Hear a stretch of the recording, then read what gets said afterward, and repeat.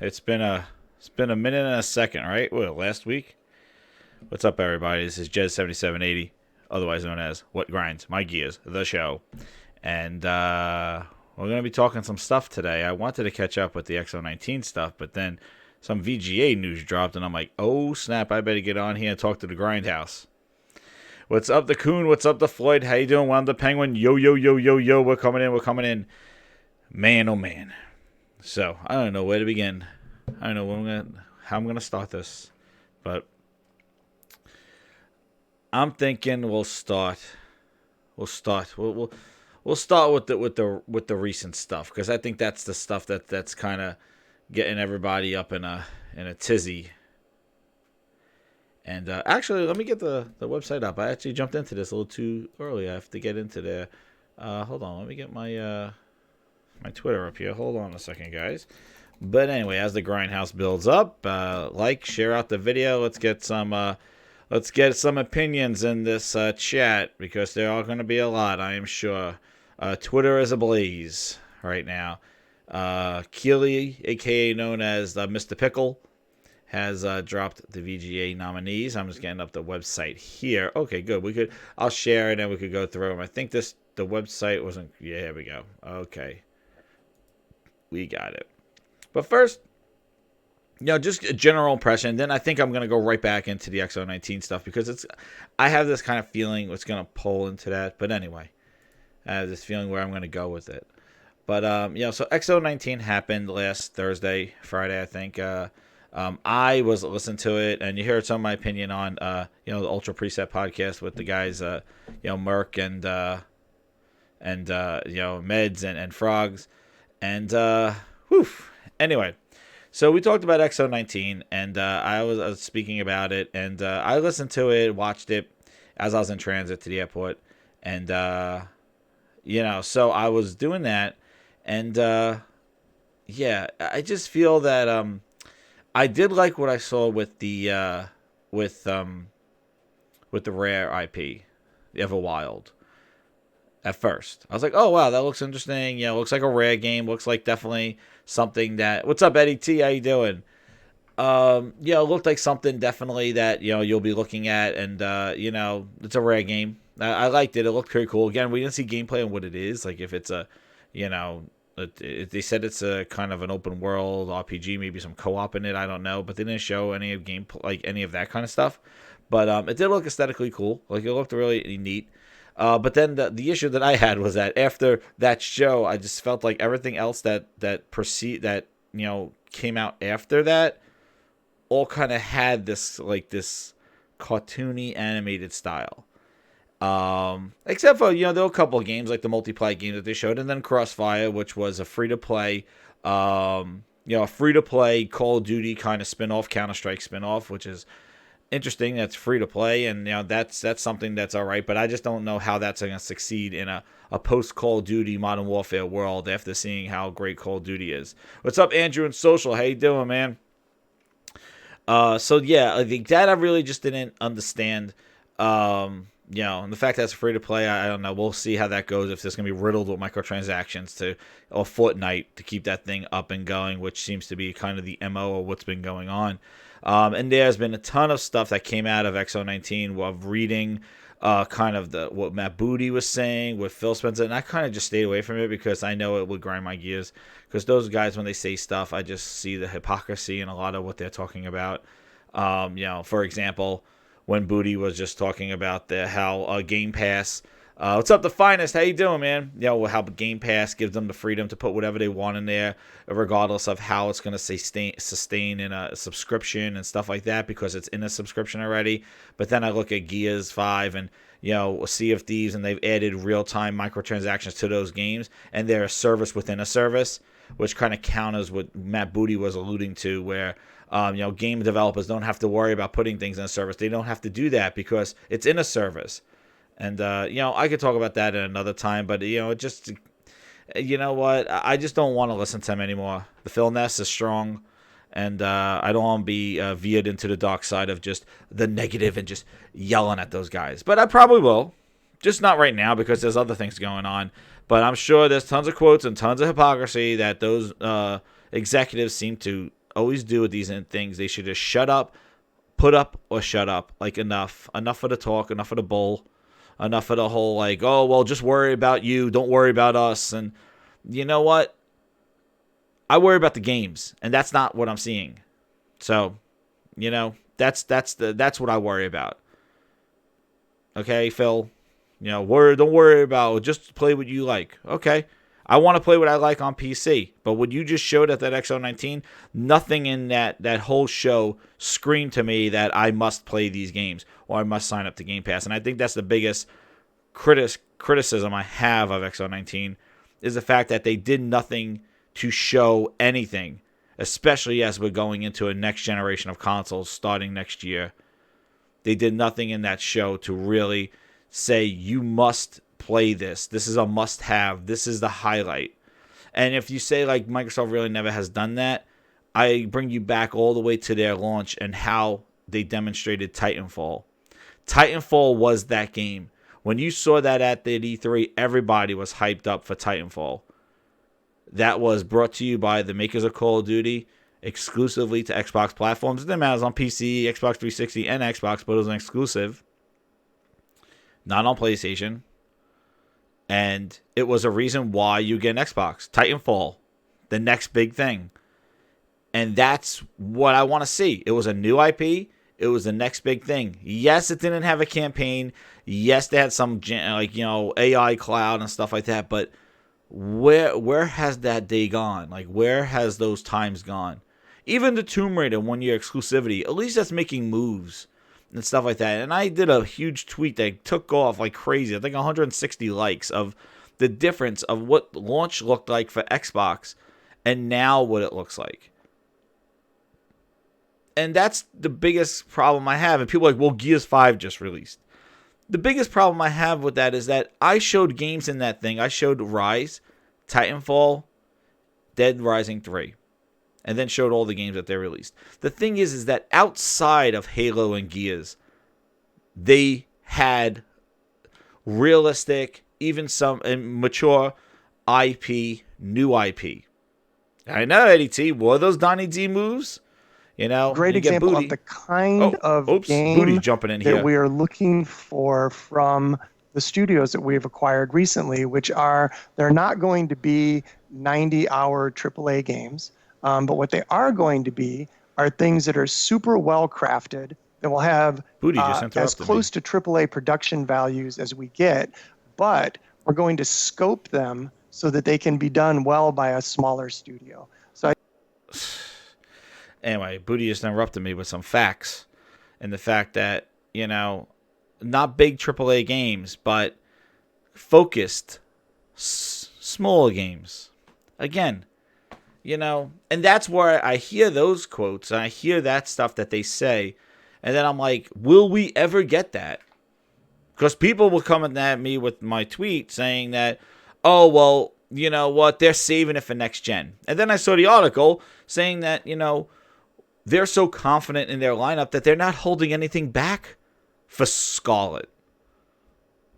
And that's the problem I have. It's like, they had E3, right? They had E3, the stage to themselves. They had XO19, no PSX. And Sony's wrong. Sony should have held a fan event, even with the games that they had.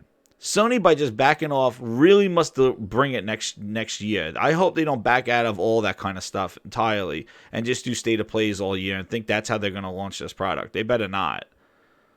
Because that's complacency, and I hope they don't do that. Sony better come out with presentations, big spectacle stuff launching this PlayStation 5. So I hope they're just saving it up for next year. But you can't. That's right, Daniel B. That's exactly where I'm going with this. Is the issue is that you can't make AA games with more real. You can make AA games with more realistic graphics. Look at Hellblade. AA isn't automatically a cartoon, and that's the thing.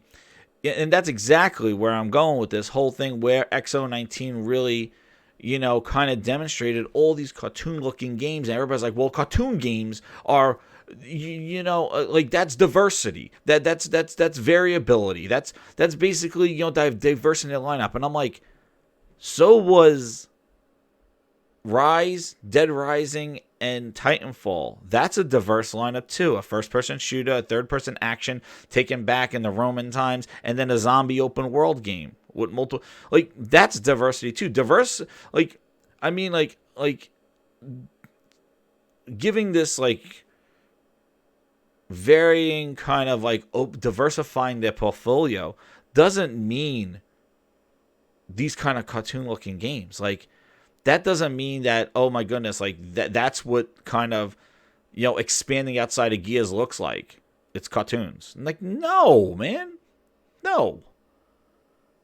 Those other games were with diversity too. Like that was adding different genres and adding different aspects with more realistic looking graphics. It's fine. But the thing is like you had two opportunities to really plant the seeds. You decided to talk about next gen at E3. You brought up Scarlet, and then to not bring it up at all at XO19, but save it. They decided to bring it up at E3 to talk about that conversation. They should have continued that conversation. And now, probably at the Game Awards, they're going to show Halo, and they're going to show Ori. Fine. They want that audience to show that kind of stuff. But you have all the fans there. You have people watching. I don't know why you had all these people buy tickets. I heard that there were like 880 tickets sold. They didn't fill up the 1,000 that they had full, so they weren't sold out. But from people that were there, they said 888 or something like that. But the thing is, you have all your fans there. Why wouldn't you show your biggest franchises, Halo, to reveal that to that thing instead of having people getting fake tattoos, having guys go on tour and go get sandwiches and snacks and meet with Remedy to show about 2 minutes of, not even a minute of gameplay of some CGI and then some gameplay of the Crossfire. Like that's all waste of time.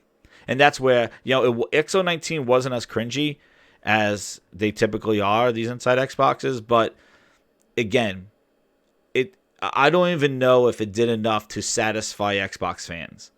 Real Xbox fans, not the ones that, have to be positive about everything. I'm talking about real Xbox fans.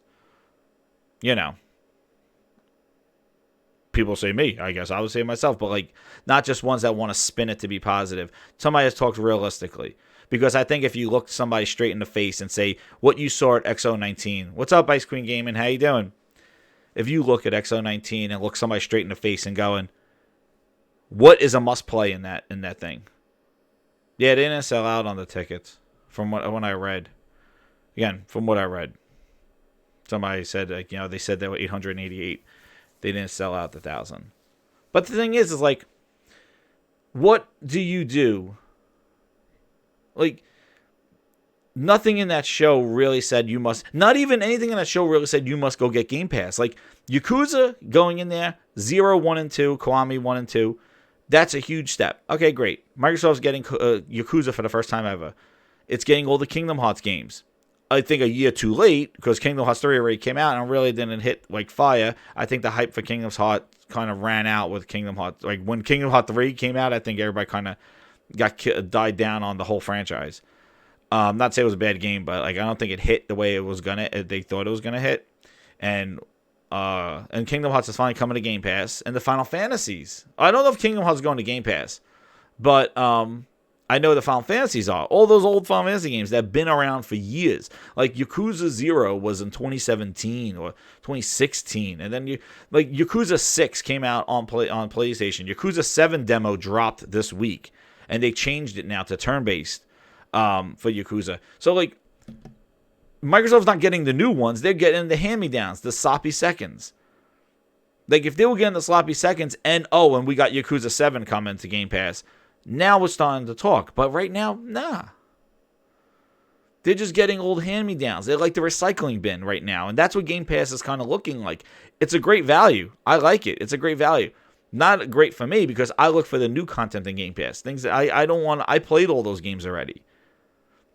Rage 2, and like I said, the biggest problem with Game Pass is like, Rage 2, yeah, I was going to get around to it. I'm not really interested in playing it, but it's in Game Pass. And everything kind of starts with that. Well, it's not a great game, but it's in Game Pass. Blair Witch is alright. That's alright. I mean, it's in Game Pass. Like, it's in Game Pass is becoming an excuse for like, hey, it just shows up on my plate. I guess I'll eat it. Like, I really wasn't hungry, but the burger just showed up. I guess I'll eat it. Doesn't matter if it's good or not. And I think that's the biggest problem I have with Game Pass is being an excuse for mediocrity. And I always had that problem with it. You know, they need and until they start getting third party day and date, it's not going to be a serious contender really for anything. And I know the other thing too is that I'm gonna get into the Game of the Year stuff. Just trying to wrap up my impressions of XO19. I think the other thing too is that if Sony ever decides to flip the switch and put their games in PlayStation Now, day and date, or to do that, it kills Game Pass. Because right now, the Sony content that they're providing, if they were to give it away, that will be a huge value. Hell, look at the PlayStation thing for Black Friday, $200. You're getting God of War, you're getting God of War, Horizon Zero Dawn, and you're getting Last of Us. That's a value, man. Those are their biggest games. I don't know why Microsoft doesn't take an Xbox One and throw like Halo Master Chief, Halo 5, Gears 5. I don't know. Like, they have all the Gears and stuff.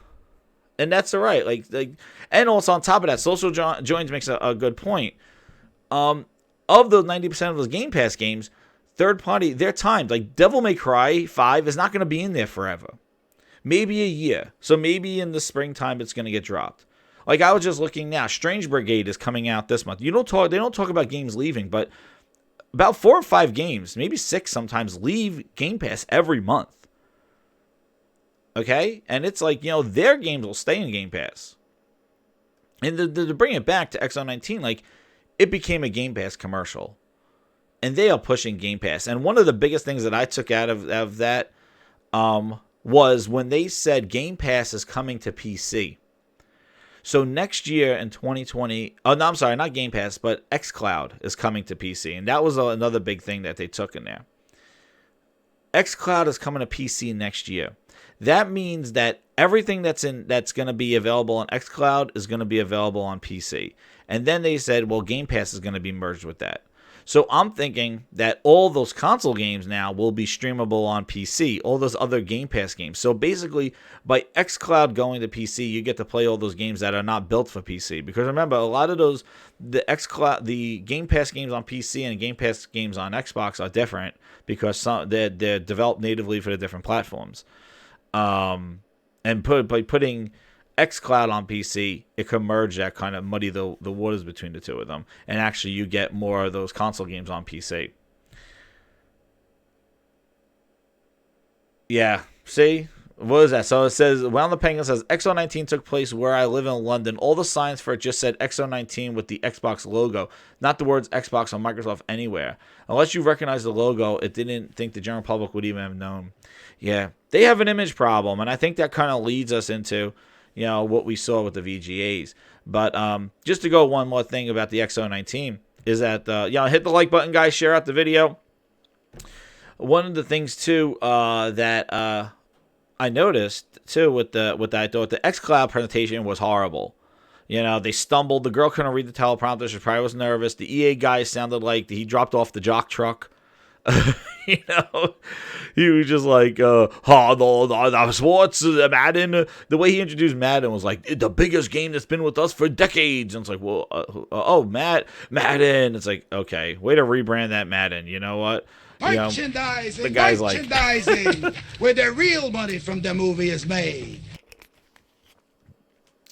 There was no chanting of Phil. I can tell you right now, London, I think, is a hot spot, but I don't think that it's not as Mexico was. Mexico, they adored Phil last year. That was crazy. But so I thought the xCloud thing, like, I think huge things is that they released about 52 games for xCloud, which I think is huge, and I just saw it on my app that they announced it. Also, they added support for the that's the thing, Ramen Noodles. Exactly. Madden is a huge get, and I'm going to say, like, right now, like, what they announced at XO19 really took the pressure to Stadia. Totally. Like, Stadia, and we're seeing now what it launched, like, Stadia is just ugh. And those games are full price behind the subscription, and people are not going to pay $50, $60 to stream a game. And that's one thing that people need to realize too. What's up, Karen? How you doing? People need to realize that too. Like, even with xCloud, the fact that Microsoft is merging xCloud and Game Pass together is huge. It's great. Because that allows for this kind of one kind of Netflix subscription type thing. But guaranteed, xCloud is going to be another way to deliver games to an audience that doesn't have a console.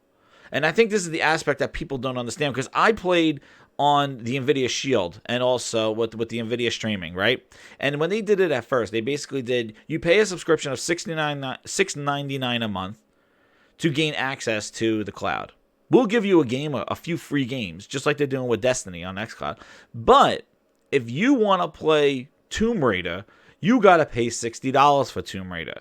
Now, you'll get the Steam key of Tomb Raider, but if you maintain the $6.99 a month, you will also be able to play Tomb Raider via the cloud. And that's going to be the model that Stadia is focusing on, and I believe that's going to be the model that really what's going to drive xCloud, is that you're going to pay an xCloud subscription, whether it's in Game Pass Ultimate or not. I think it might be separate.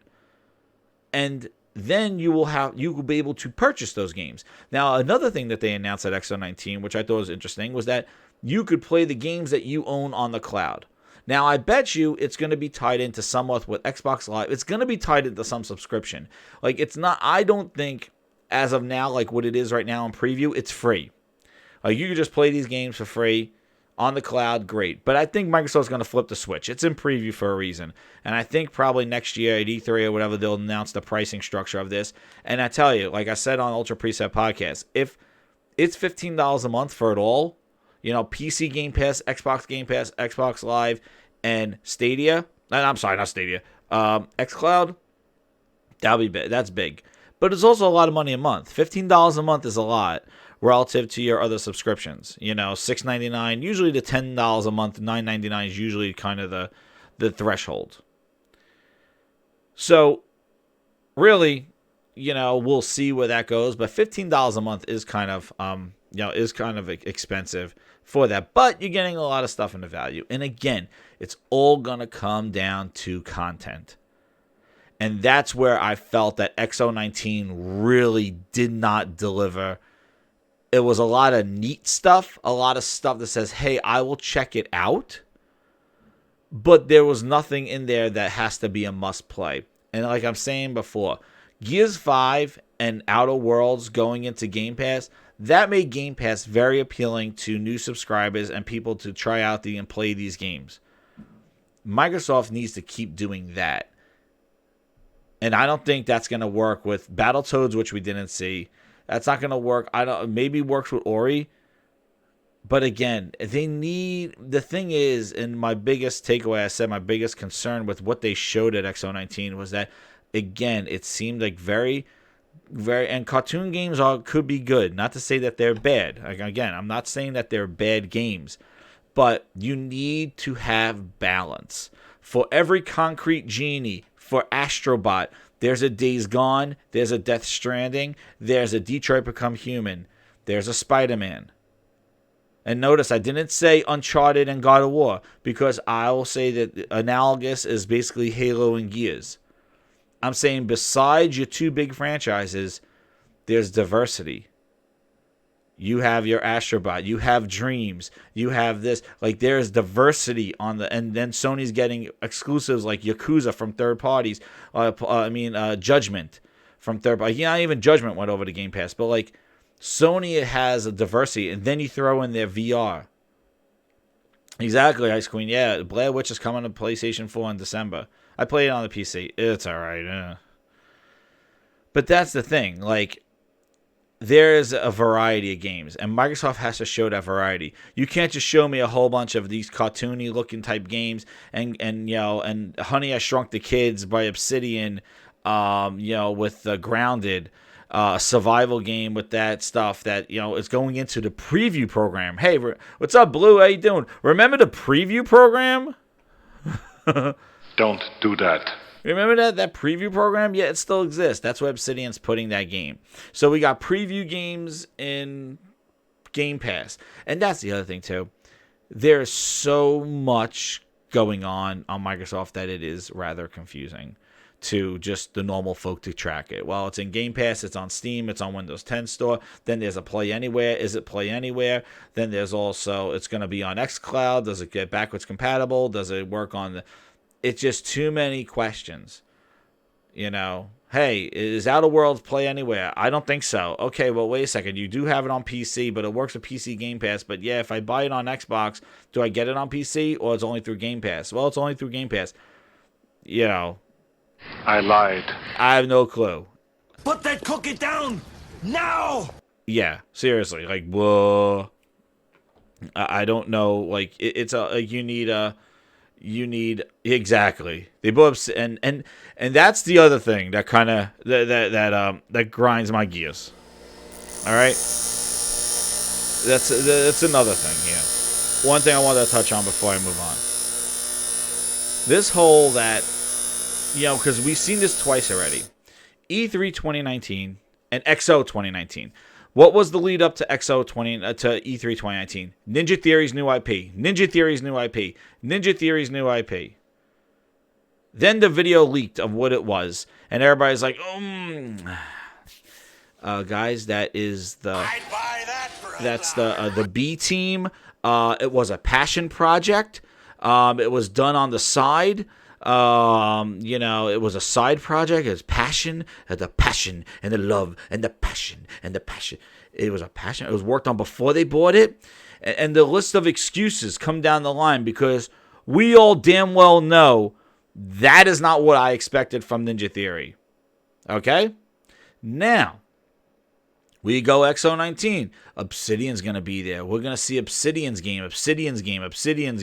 Actually, that's the game that Microsoft bought them because they were working on it when that was the one they wanted to press with. That game. Obsidian's game. Here it shows. Go in a preview. Grounded. Well, and I think I saw this all on Twitter before. It's a passion project by Obsidian. They always wanted to do this. Survival game. Honey, I Shrunk the Kids. A new spin.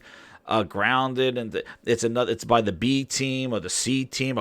5 people worked on it during lunch. It's going in Game Pass preview, and the excuses come out again. So we got 2 studios now that were probably the highest anticipated studios, and now we're seeing the next games. They came off of Hellblade and Outer Worlds. Microsoft does not get credit for Outer Worlds. They get credit for putting it in Game Pass, but that game was published and identified by Take-Two. All right? If Microsoft said, hey, that game looks good, I want that on my platform, which they should have done, then I would give Microsoft credit. Right? So, Outer Worlds goes into Game Pass. That's great on them. But you got Outer Worlds and Ninja Theory, and now the next games coming out of them is Bleeding Edge and Grounded. Under the Microsoft Xbox Game Studios nomenclature. They're working the hell out of their B teams. What I always say is, how the hell can like a 75-person dev, 100-person dev have B's and C teams? Meanwhile, 343 is sitting on their ass for the last 4 years doing nothing. Of 500 people sitting there going, we're going to fix the game from 7 years ago. That's going to be our project. That's a passion project to fix Master Chief Collection. Oh, and we're going to put it on PC. And that's going to be like, you're going to re-advertise Master Chief Collection. Man, I almost threw my phone when that dope was telling me about Halo Reach and trying to resell me on Halo Reach. Like, Halo Reach is the beginning of the Halo generation, the Halo saga. And, you know, with Master Chief, with the, the 4, Spartans on Reach. And, that is, I'm like, are you kidding me? Really? Please, don't try to sell me on an 11-year-old game. Like, stop talking about it. They did the same thing.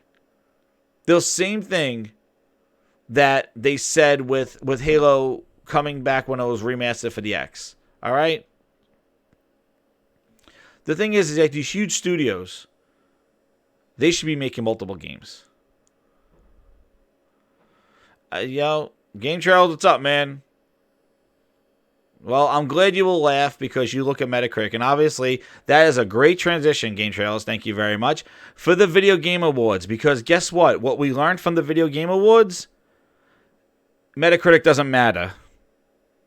That's what we learned from the Game Award nominations. Call it media bias, call it disrespect, but who gives a shit about Metacritic scores? It doesn't matter. Nobody nominated any Game of the Year awards based off of Metacritic. And that kind of goes into my grind here. Gears 5. Gears 5 was snubbed. All right. And if people want to laugh about Metacritic scores and all that other stuff, it means shit. It means nothing.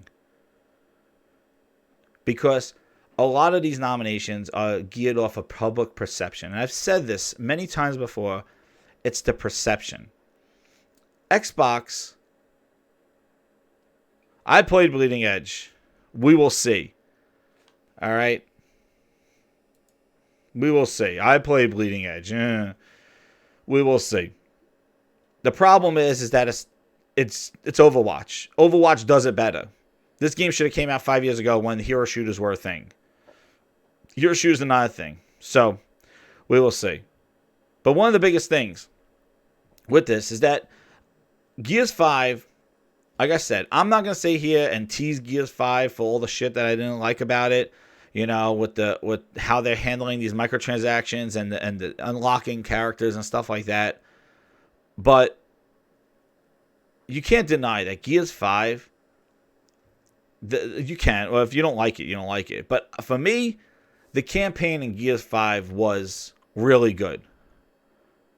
Now, I'm gonna say really good for what Microsoft has offered in campaign-wise. You know, the storytelling, the acting, the voiceover, the polish was there. Yes, it had a lot of glitches. Kate got stuck in a wall. You know, for me, I do think the skiff things could have been expanded upon. I think that's where kind of like it was interesting, but they should have grown from that. You know, they should have really added maybe animations, things like that, to make that seem like more of an open world. But it was a different direction. It was something different. And, you know, I think it was just half measure. It wasn't really there. That was kind of the dichotomy of the scores that we see. But Gears 5 campaign, the storytelling, and when the missions went going, I thought that campaign was really good. And we saw the nominations, and I'm going to show, you know, we're going to go through these things. But I do think that Gears 5, and it's not even the game of the year. See, for me, I liked Gears 5. I thought that campaign was really good. I thought the campaign was good. The storytelling, the acting was one of the best that Microsoft has done. The multiplayer was kind of par for the course. I think they focused too much on this casual group that they wanted for Game Pass with the arcade mode and, you know, and just the kind of the Lancer and the balancing. And I think that the microtransactions really hurt this game's longevity in the fact that the way the character skins unlock, that they're real characters and you got to pay $5 each, and you got to pay $5, $10 for animations that were already in the game. Anarchy Reigns. It's a hero shooter. It's a hero melee. I don't know Anarchy Reigns. I'm going to play Anarchy Reigns. It's a hero shooter, and it's going to be... I'm telling you right now, no matter what you say it is analogous to, people are going to compare it to Overwatch, and that's a problem. Especially with Overwatch 2 coming out. And like I said before, it's perception. If you listen to the words coming out of my mouth, it's perception. It's not a shooter. It's a melee. It's a melee hero. So it's a hero shooter. It's a melee hero game. But it's going to be compared to Overwatch. Guaranteed. And that's a problem. That's not me. I'm going to tell you. They're probably going to compare it to Overwatch, no matter what it is. Melee-wise, all that other stuff. It will be compared to a game that does it better. And unfortunately, that's the perception that it's going to get. It will be. It's not like Overwatch. Maybe it's not like Overwatch, but it's going to get compared to it. It already is getting compared to it. And people haven't played it. First off, the biggest travesty, too, with that game is that they got to take that thing out of this closed NDA beta and let people start sharing it. All right? Because I'll tell you what's very interesting, too, is that they did that with Dreams. When Dreams came out, basically they hid that game behind an NDA for like 2 days, and people were like, let me share out my creations. And they created that, and they did that, and it took over basically Twitter, with people showing all their creations and dreams. Microsoft did this now with Sea of Thieves, where they held that thing behind an NDA. I don't know why. But wouldn't let people share screenshots, share videos, nothing. I don't care if it's alpha, beta. Microsoft is hiding this game. Why? It runs online. They should. Exactly. It's a hero-based game. PvP hero-based game is going to get compared to Overwatch. But what I'm saying is that they should. I thought that one of the announcements at XO19 would be that this game will be an open beta for people to play. But unfortunately, it's not. And actually, it got a release date too. It got a release date of March, right? I think it was March. It's coming out. But back to Gears. So I think the biggest snub, and I'm not saying Gears for the game of the year. Like, for my game of the year, it was definitely in my contention because I really enjoyed the campaign. Eric the Beard. Yeah. I know. We're defending a game that's not even out yet. So, you know what? Play the game in alpha. Yeah, the beta's coming in March. Okay. That game. Anyway, I think we all could agree that game. Oh, it got listed also as $30 too. $29.99 Bleeding Edge, also in Game Pass day and date. But again, I think we all could agree that game is not the game that we expected coming from Ninja Theory after coming off of Hellblade. Let's see what Ninja. I think they're gonna probably show next. Hey, what's up, Eric the Beard? Hey, thank you. Yeah. So basically, we will see what's coming there. But I think we all could agree here, Grindhouse, that when they said Ninja Theory's new IP, that wasn't the one we thought it was going to be. So we'll see what happens at E3. You know, maybe that's what Ninja Theory's other game, Hellblade 2, who knows, would be. But anyway, going back to Gears. And again, I'm not going to hear and make fun of Gears saying like, got what it deserved. No way. Gears campaign, I liked it, if you listen to what I'm saying. Game trailers. I liked Gears 5. Okay? So get off the whole hell, all that other stuff. Exactly. Everything. Hellblade, the team is working on new IP. Yep. I liked Gears 5. Now, Game of the Year, for me, I thought it was definitely in my contention for Game of the Year because they did something new with the campaign. They told a good story. The multiplayer, I wasn't a huge fan of what they did with the characters, making us forced to play different game modes to unlock character skins. And it really took away the progression and the legs I think Gears used to have with all these microtransactions in there. It takes away some of the legs because there's really nothing to level up for because you have to grind other game modes. You should just get like Rainbow Six style where you just get, by playing the game, you just get stuff to pay to unlock those characters. And then the animation, death animations, you get sprays and flags instead. Yeah, they didn't do a great job with it and been having a lot of technical issues. But I digress on that one. The biggest snub that I think for Gears 5, now let me get into this here. Where is it? Okay, you guys see it here. Oh, wrong one. There we go. Where are we? Damn, where am I? Oh, here we go. So the biggest snub. So here we go. I'm right here. So these were the Game of the Years, right? You got Control, Smash Brothers, which that came out at the end of last year, but it's kind of for this year. Sekiro, Death Stranding, Resident Evil 2, a remake, and The Outer Worlds. Gears is not in here at all. Gears 5. I think Gears 5 maybe could have been in the Resident Evil since it's a remake. Because it really, it was amazing what they did with the engine and stuff like that, but maybe it could have been in there. I think it's going to be Smash Brothers or Death Stranding, possibly winning. Maybe Outer Worlds, but Outer Worlds might win Best RPG. But here we go here. Ready? The biggest, this is what shocked me. The Game of the Year one was shocking, but guys.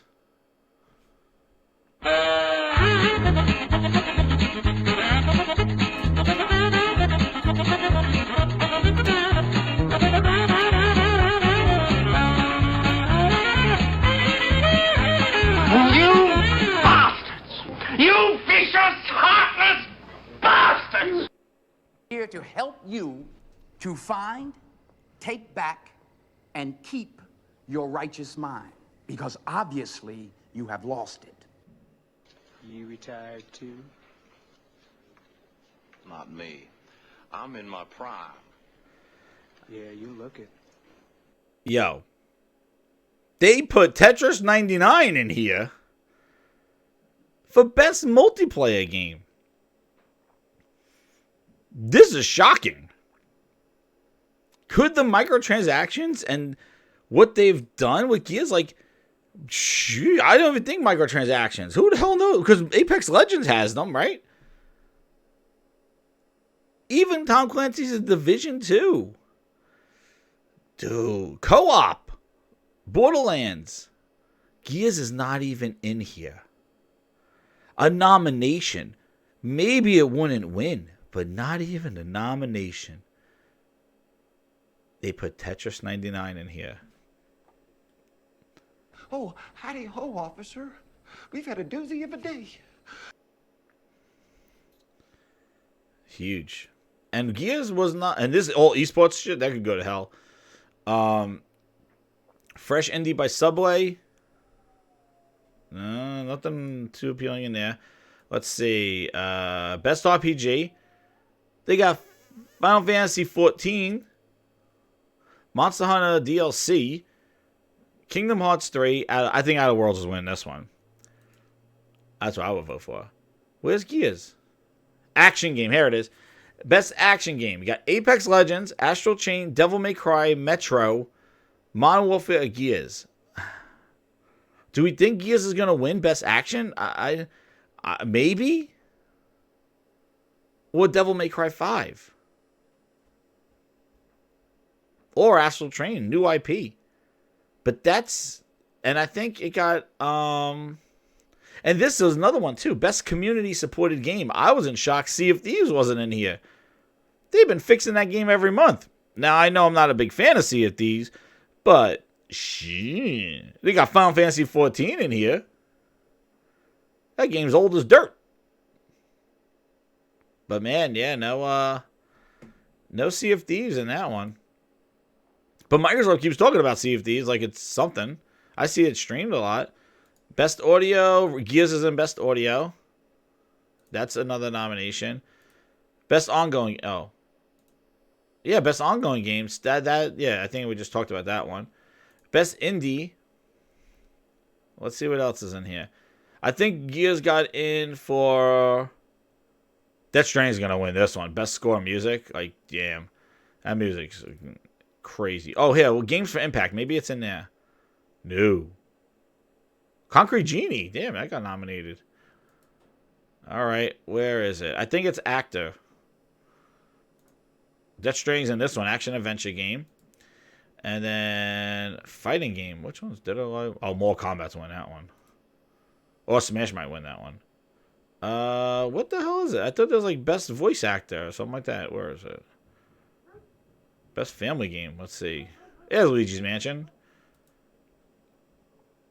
Usually Microsoft wins this one, Forza, but there's no Forza this year. So Aaron Greenberg might not be accepting any awards this year. Best performance. Here it is. I think Laura Bailey, Gears 5. She did a good job. Definitely. Or Norman Reedus might win. I'm sure. Yeah, that's where the Keely Pickles comes in. But man. So, there we go. Now I'll come back to the chat. But yeah, I was more in shock about the non-multiplayer, man.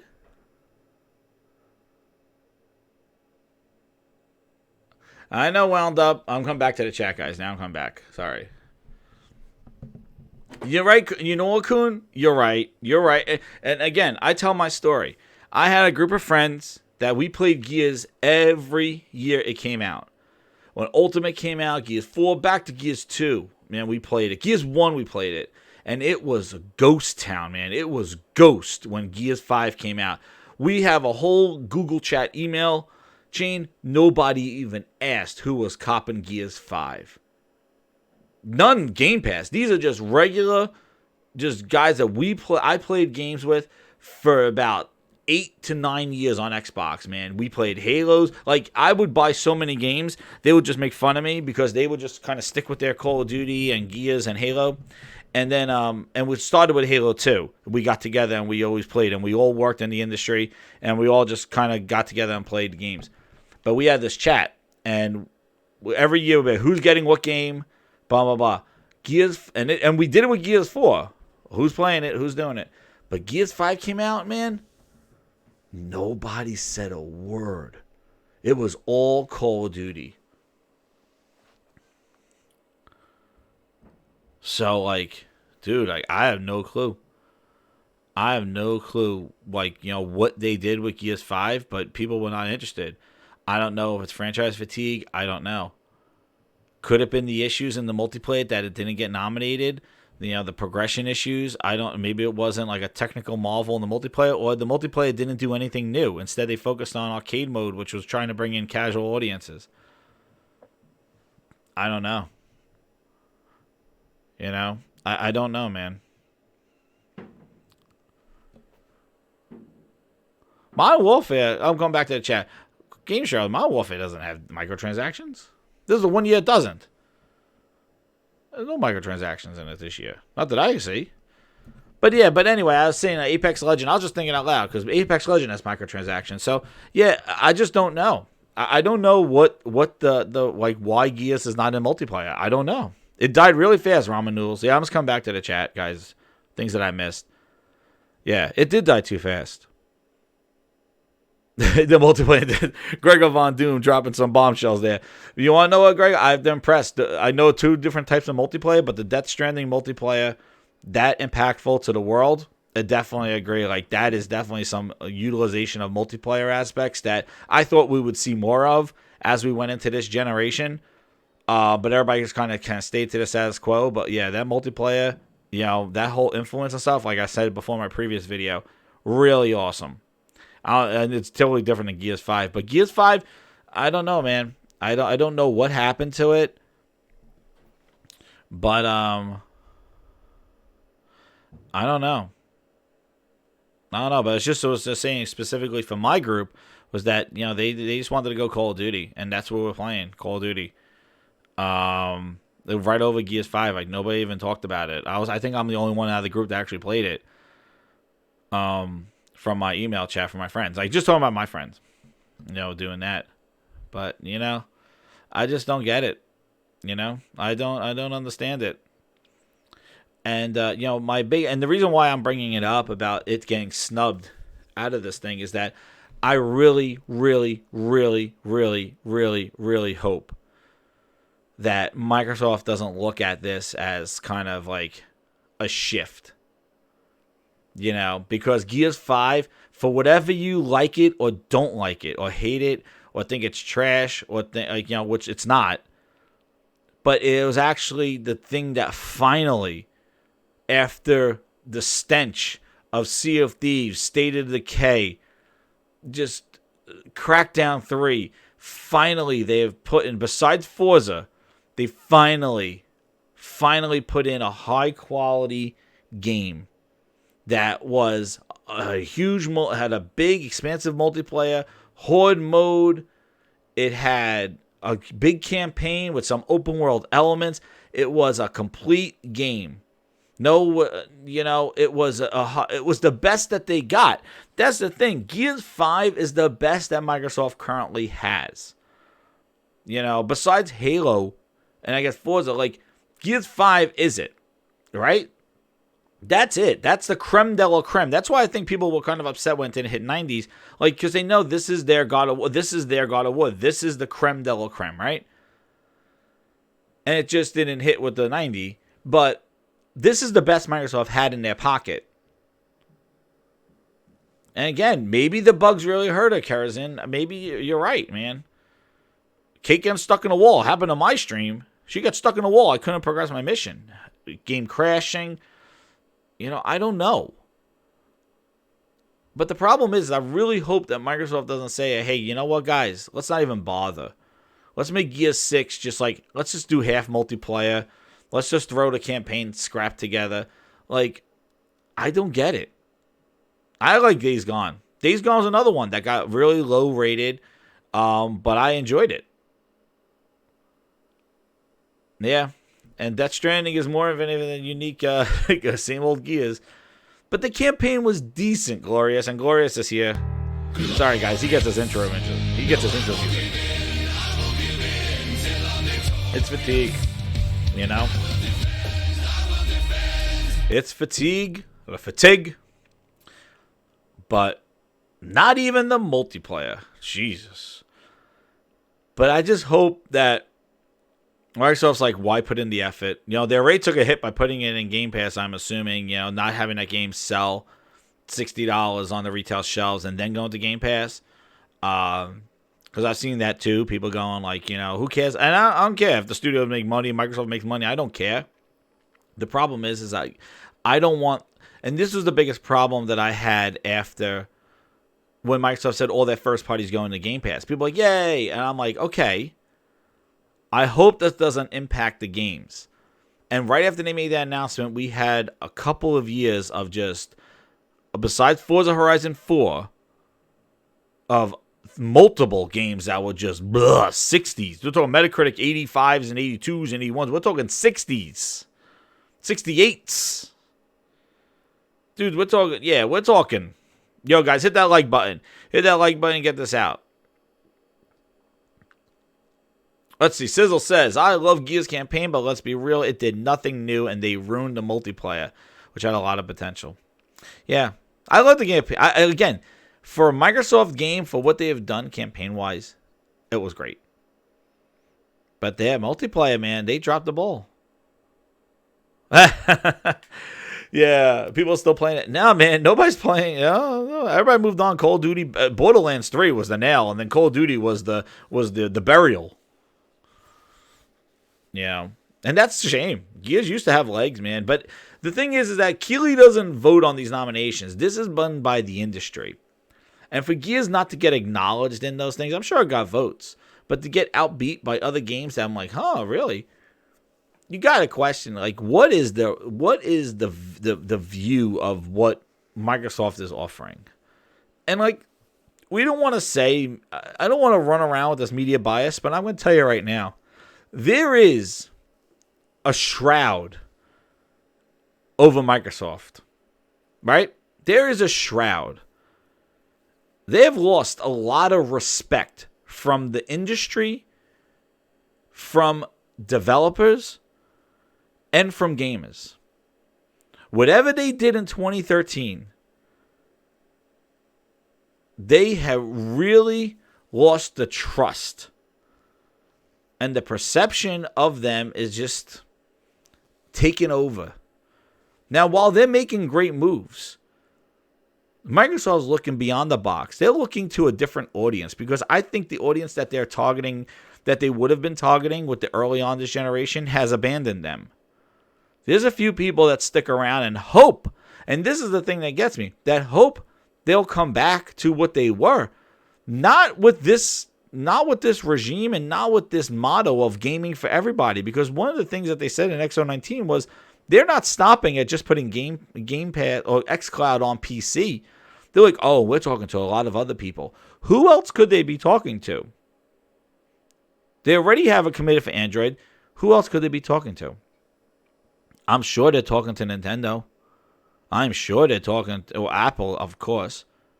And I bet you they're talking to Sony. Because that's the ultimate goal. If you have over 100 million consoles out there from Sony, 40, 50 million consoles coming from Nintendo, that is a $150 market. How do you think they're going to achieve their goal of 2 billion gamers by ignoring the console market? They're not going to make enough consoles to sell to reach that 2 billion.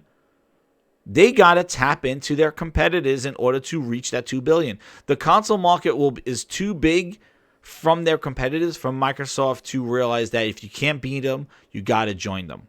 And I think eventually Game Pass will be on at least the Switch within the next 5 years. And I think it will eventually get on the PlayStation. And that will be the end of what Xbox console is. Because then you really don't have to go. Then you know, it already is kind of has its last legs right now with the purpose of owning one. You want the strongest place, you want the most powerful place to play your Microsoft games, go buy a PC. So really the most powerful console really does nothing because the game is on PC. If you really care about have Gears 5 looking the best it can be, then go get a PC. So like by having the most powerful console and nothing exclusively to show that power, that's a problem. And that's where my whole problem with XO19 was the fact is like, this is when you start showing games with like hints. Remember when they showed like all the lies, actually it was probably lies though, of what is it? When they was showing what the hell is the Ubisoft game? What the hell is it? Oh my god, I'm drawing a blank now. What the hell is it?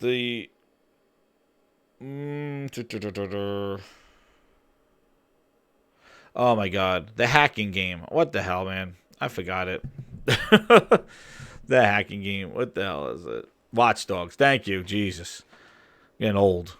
Watch Dogs. Remember when they showed Watch Dogs and everybody's like, "Oh, that's a next gen game. That's a next gen game." You know? Like, that's where they should have kind of showed that stuff. Like, they should have teased some stuff that might have looked next gen. And the fact that they didn't makes you question if they do. You know? And that's the thing. Like, we hear that, oh, they're working on all these games. They're working on all these games. They're just not ready, not ready, not ready. But I tell you right now, the thing is like, you don't know what genre, what type of game, what look of game, what anything that is. They have not teased anything of what these studios are making. These bangers that you think that they have in their back pocket. And we thought that Ninja Theory and Obsidian were going to show their bangers, and they showed some bangers, I guess, in Bleeding Edge and and Grounded. But then you say, oh, that's the B team. They still got bangers in their pocket. They're saving it for E3 for the announce on the console, and I hope they do, because I'll be playing them on the PC. That's why I have a say in this, is because I want great games from them because I want to play them. And if they make great games, Grinds My Gears are not going anywhere. I will commend them saying, thank you. It's a great game. I will play it. Like, there's no like, oh, I'm not playing that. Like, it's an Microsoft game. No. There's no narrative here. Like, my only narrative is Microsoft has to gain respect back from gamers. It has to earn the respect that it lost.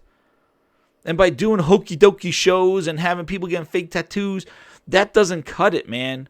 It doesn't cut it, and you're not growing with us. You're targeting Roblox and Minecraft users. You got to have balance. You need Nintendo showing The Witcher. Like, yes, it's an old game, but Nintendo with The Witcher? Nintendo with Wolfenstein? You need balance. And you can't, you need balance.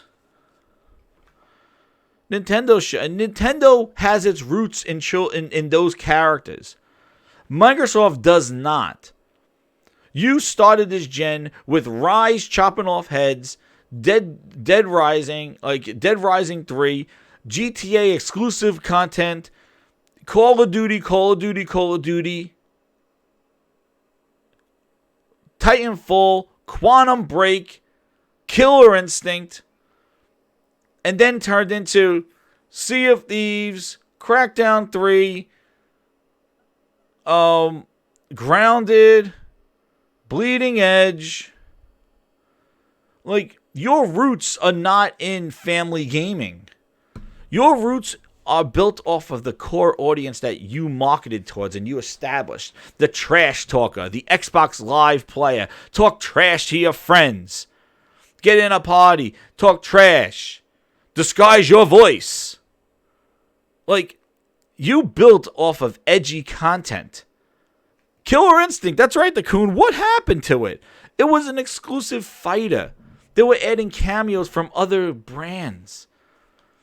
Damn, it could have been the Smash Brothers before the Smash Brothers.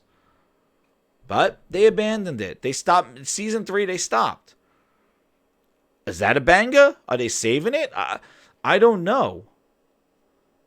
And now we're all saying that they're saving it for Scarlet. They're focusing on next gen. But then you see the things going like, we're not holding anything back for Scarlet because we're so confident in our lineup. We got so many games coming. The other thing is that all these games, according to Microsoft, will be supporting from the Xbox One family. Because they got this xCloud where they basically have to make games to support on the basic Xbox station because that's going to be streaming xCloud. But they've said it. Sony says we have to make PlayStation 4 customers, PlayStation 5 customers. And the way they do that is probably competitive price and exclusive games. Two things. That's what Sony's going to do. Exclusive games, like nobody's going to buy a PlayStation 5 if all the games are on PlayStation 4. There might be some crossovers, but Sony's going to have to. Their job is to migrate people over. Microsoft is like, play wherever you want. On your phone. Where is he? Play on your phone. I'm trying to use the phone! Really focusing first on what it means to play these games on your phone. So we thought about how can we get as many people play on the old Xbox, play on the new Xbox, play on Scarlet, play on PC. I don't care where you play. Play Minecraft on the Switch, play Minecraft on the PlayStation. Play all games over on Gears Pop. Play them on PC exclusively. I see people showing me charts of games that are coming next year. Flight Simulator, Gears Tactics, Minecraft Dungeons. What was the other game? Minecraft Dungeons. And then, and who's the other one? Psychonauts 2. Wasteland 3. I'm like, guys, wait a second. Wasteland 3 on all platforms. Minecraft Dungeons on formerly PC exclusive on all platforms. Flight Simulator PC exclusive, timed. Gears Tactics PC exclusive, timed. Psychonauts 2, all platforms. What does any of that list do for you as a console owner? Do for you as a person who wants to buy Microsoft's next console? That's the thing. We are not talking about the comeback of Xbox One. It's dead. We're talking about how are they going to get you to buy their next console when all their content can be played anywhere. That's going to be the conundrum that Microsoft got themselves into. Maybe they pull back. Nonetheless, not only is their content playable everywhere, but as we've seen with Gears 4 and Gears 5 and Crackdown, it doesn't matter on how many devices Crackdown 3 was on. Nobody played it. Nobody stuck around. Gears 5, it was on Steam, it was on Game Pass, it was in the console. It was everywhere, Gears 5. And it was be given away for $1 with Rice Krispie treats, with Pop-Tarts, with crispy cookies. You bastards! You It was on there with Chips Ahoy. It was on there with friggin' Chips Ahoy Put that cookies. cookie down now! And that game went from 4 on the best sellers to out of the top 20 the next month. It went from streaming to now go look at streaming. It is like 200 people on Twitch are streaming it. Maybe 100 on Mixer. Nobody's even interested in watching the game. They dropped the whole esports publicity. Like, they dropped that thing too. This whole gaming everywhere. And everybody's going to be like, but it's options. It's options. Well, guess what? There's a huge option not to spend $500 to $600 on Microsoft's next console. And guess what? I bet you the whole entire grindhouse right here agrees that's an option that everybody's going to take. Oh, that's okay. No, it's not okay. It's not okay. If you care about Xbox console gaming, it's not okay. If you don't care and you just want to spray positivity and talk out your ass, in reality, it doesn't reset. And I'm hoping they don't look at Gears 5 being snubbed from the media. Even though it got well-received review scores, it didn't get any nominations for multiplayer or game. Like, yeah, Frogs, what's up, Frogs? But, like, the thing is, like, I don't feel sorry for Gears. But my problem is I'm hoping that Microsoft doesn't look at this as, like, why bother? Why bother? Gears 5 really didn't have the impact that they did. They released that thing on everything but a milk carton. All right, Gears 5 was spammed. What's up, Lincoln Clay? How you doing? Yeah, exactly. It was solid but safe. Again, even though Gears 4 was safe, this was safe and they focused on casual market. But they put Gears 5 everywhere and it still didn't have legs. It still didn't have the impact to the public, to the media. And I'm hoping that they don't look at this and go, why even bother, guys? This is exactly why we're doing Game Pass. Let's just, dump it in Game Pass. Just let's just move on. We got our subs. They use Gears 5 to just sub it. Just to basically get subs. We talk people making, like, clickbait headlines or just want to get subs and all that stuff. Microsoft's doing that to everybody with Game Pass. They're just like, yeah, let's just get those subs in there. Problem is that you got to put quality content out there, and Gears 5 was probably the better of the quality content that they have been releasing. If you look at Crackdown and Sea of Thieves, took a year to fix that game, and now they added legitimate pets that you got to buy. That's right, Silverback. It needed the smoking. Remember that whole thing? Esports smoking. No, what's hilarious is that they spent all that effort in the whole smoking thing. Shout out to the 32 grinders, baby. Grindhouse is growing. Share this video. Let me hit my button. I gotta share this video. You guys are awesome, man. You guys are good. Thank you so much. That's right, Cocoon. What's up, D? How you doing? That's right. Remember the big deal that they made it with the whole thing? What, Frog? That's a story for another day.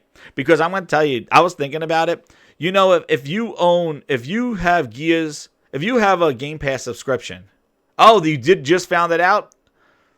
Exactly, Frogs. I knew it. Me and Frogs, if you go back to Ultra Preset Podcast, me and Frogs said when Phil Spencer gave his hashtag Phil Ness. Oh, what do you mean? It's been some time, guys. But Frog's Dream found out my Philness. I said Gears 5 did outsell Gears 4.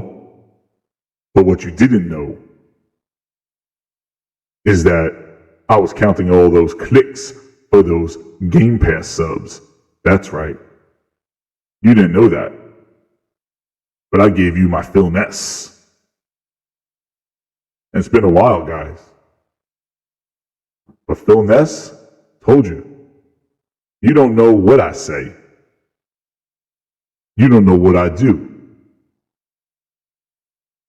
As Mez says, I will take your wallet and then help you go look for it.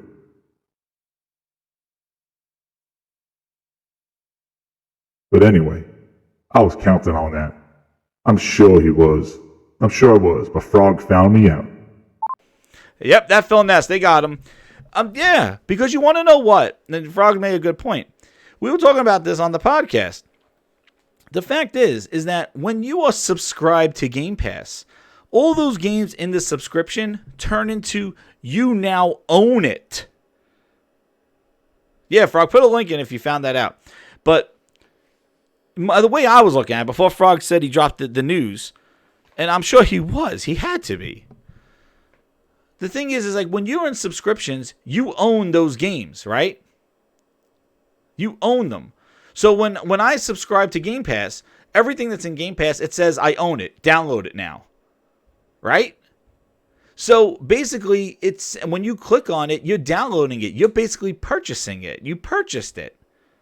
Thank you for your purchase. Like you downloaded it to your console. So every click that you do counts as a sale.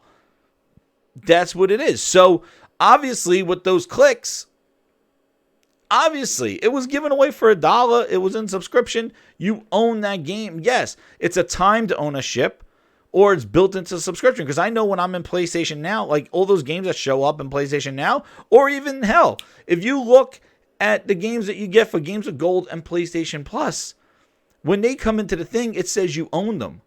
And when you click on them, you download them and you own them. Now, you really don't own them because, you really don't own them because, they could just pull that DRM from you. But to the system, it counts as a sale. There's no way that all those Game Pass subs and those downloads to Gears were not getting counted as a sale. Not a $60 sale, but it basically said that game was downloaded. And I'm sure it was downloaded, technically sold, more than Gears 4. And I can tell you, I paid $100 for Gears 4, and I paid $1 for Gears 5. And if I did it, the world did it. And we saw it on MPDs. What's up, Cyber? How you doing? Of course he did. That's why when they're like, oh, it outsold them. I'm like, nah, I'm sure game. Oh, no, it wasn't. It was sales. No, not subscriptions. No, but when you click on Gears in your subscription, when you download it, it counts as a sale. Like it says you own it. It's as if you bought the game. Yes, it's embracing a subscription, but to the system, you own that game. You downloaded it. That's why it's about the clicks. That's what Game Pass is about. It's about the clicks. Think of it as a Twitter, a YouTube. They want you to click and explore games because every time you click, it's an engagement. It's a sale. It's a justification that they could use to other people to say, hey, put your game in Game Pass. A game like this got 20 clicks. Actually, outside of Game Pass, it probably wouldn't even sold.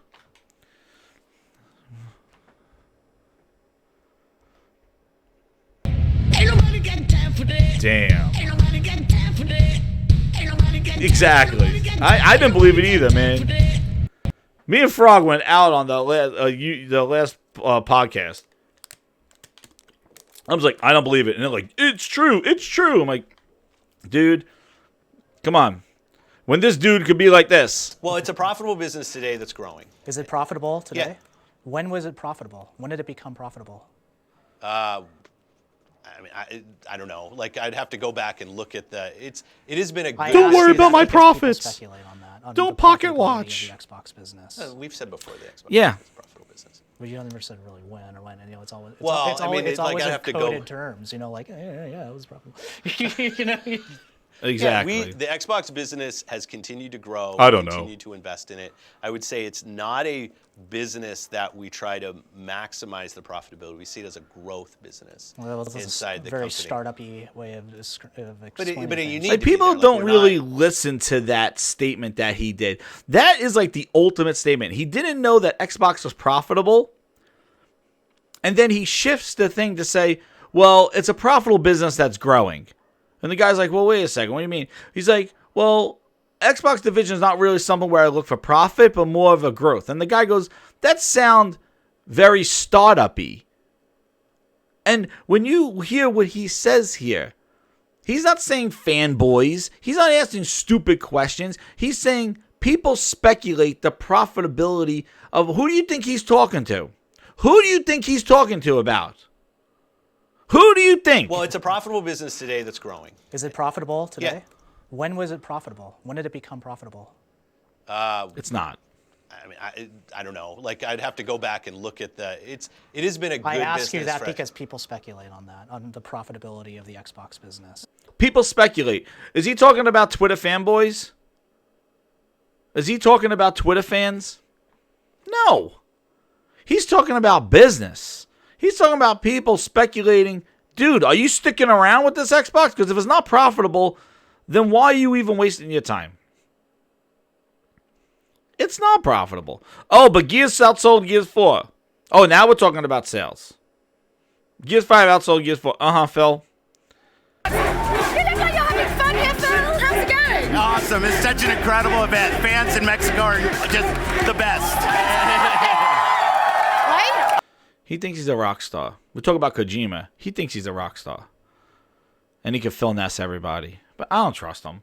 And that's why I don't like Xbox. I don't like Xbox. I don't like Phil. And I don't like Satya. I don't like what they did to the brand. Because I did not line up for that thing. And the brand, the fact that they're doing the stupid thing with this branding stuff, even though I play Xbox on PC, it's affecting the games I play because nothing that they showed at XO19 is anything that I want to play. And if the reason why those games look like that is because they're focusing on Game Pass and casualizing the market. Look what they did at Gears 5. They casualized it. Look what they did. They're trying to reach 2 billion people. And I said this so many times on here. What does that look like? That is not a game that you cut heads off. Right? It's a game that looks like Grounded. It's a game that looks like Everwild. It's a game that looks like all those other cartoony games. It's a game like Sea of Thieves. That's the thing. Are they changing their games for their narrative of not focusing on the core audience and going after these random cell phone dudes? And I told you this about Stadia. Stadia flopped right on its ass. Right? I said there was two things that was going to happen. Stadia was either going to flop and destroy the potential for streaming gaming because nobody gives a shit now because it gets the bad taste in everybody's mouth. Or it is going to dominate. And it's the latter. It is the early one. Stadia has proven that streaming is just not there yet. So when now Microsoft comes out, Microsoft is going to come out and they're going to be like, me too, streaming. And people will be like, nah, no, dude. No thanks. We saw the guy hitting the space bar and the guy jumped 20 minutes later. No thanks, Microsoft. You could take that shit back to the carpet. You could take that right back, Microsoft. No thanks. Of course, I'm a Terminator. Bring the toy back. Bring the toy back to the carpet. Bring it back to the carpet. Take your toy back to the carpet. Take your toy back to the carpet. Take it back! You know? So Stadia already ruined the potential of all, like people are like, streaming, there's lag, blah, blah, blah. And Microsoft's like, here's ours. And everyone's like, dude, we already did the streaming. It already has a bias to it. A media bias, but it already has a bias to it. It might be better. It might be worse. The problem is that it already left a bad taste in everybody's mouth. VR, that didn't happen with. VR actually came out and it was cool. Like, oh man, the Vive, holy shit, that's awesome. Like, oh, that's expensive. I might have got sick. But it was neat. Then Sony came right underneath everybody and said, here's a cheaper version. Boom. Hit. Vive didn't ruin VR. It actually showed the potential of it at the best. But then Sony dropped in with the cheaper one and sucked up that crew that wanted to get it, but it was too expensive or didn't have a powerful enough computer for it. Stadia, on the other hand, is leaving a bad taste of streaming in everybody's mouth with these prices and the pricing structure and just kind of ruining it. And then Microsoft's going to try to flow in there and be like, here's ours. And everybody's like, streaming's over and done with, Microsoft. Thanks for your try. You're a little late to the party. And now basically the whole xCloud initiative thing is really just going to be for the birds. Because Stadia has kind of soured the real attempt to console streaming of a game. Like streaming of a game. And the worse Stadia gets, that's what Xbox kind of xCloud fans don't understand. The fact is that you wanted Stadia at least to be decent and not flop. Because if Stadia flops, xCloud is going to follow right by because Stadia is the first attempt to really trying to mainstream or trying to show streaming. And if streaming, like things like latency and lag, guy hitting the spacebar and not jumping, those are the things that people, exactly, Eddie T, Stadia has poisoned the well. Now, Microsoft's going to come out with the Me Too, next year? And everybody's like, ours is better than Google. Okay. It's an option, but you want to know what? It's not even worth. Like, this streaming thing, again, is Microsoft taking its eye off the prize, thinking that there's a potential customer out there to sell microtransactions to. And they have lost their focus on the core audience. And you know what? I'm not saying wait to E3. But what XO19 was, the stage to themselves. The thing is, people don't, we're waiting to E3. That's when they're going to show their bangers. But do you understand? Next year is going to be a lot of great games coming out. And Sony has, like, The Last of Us 2.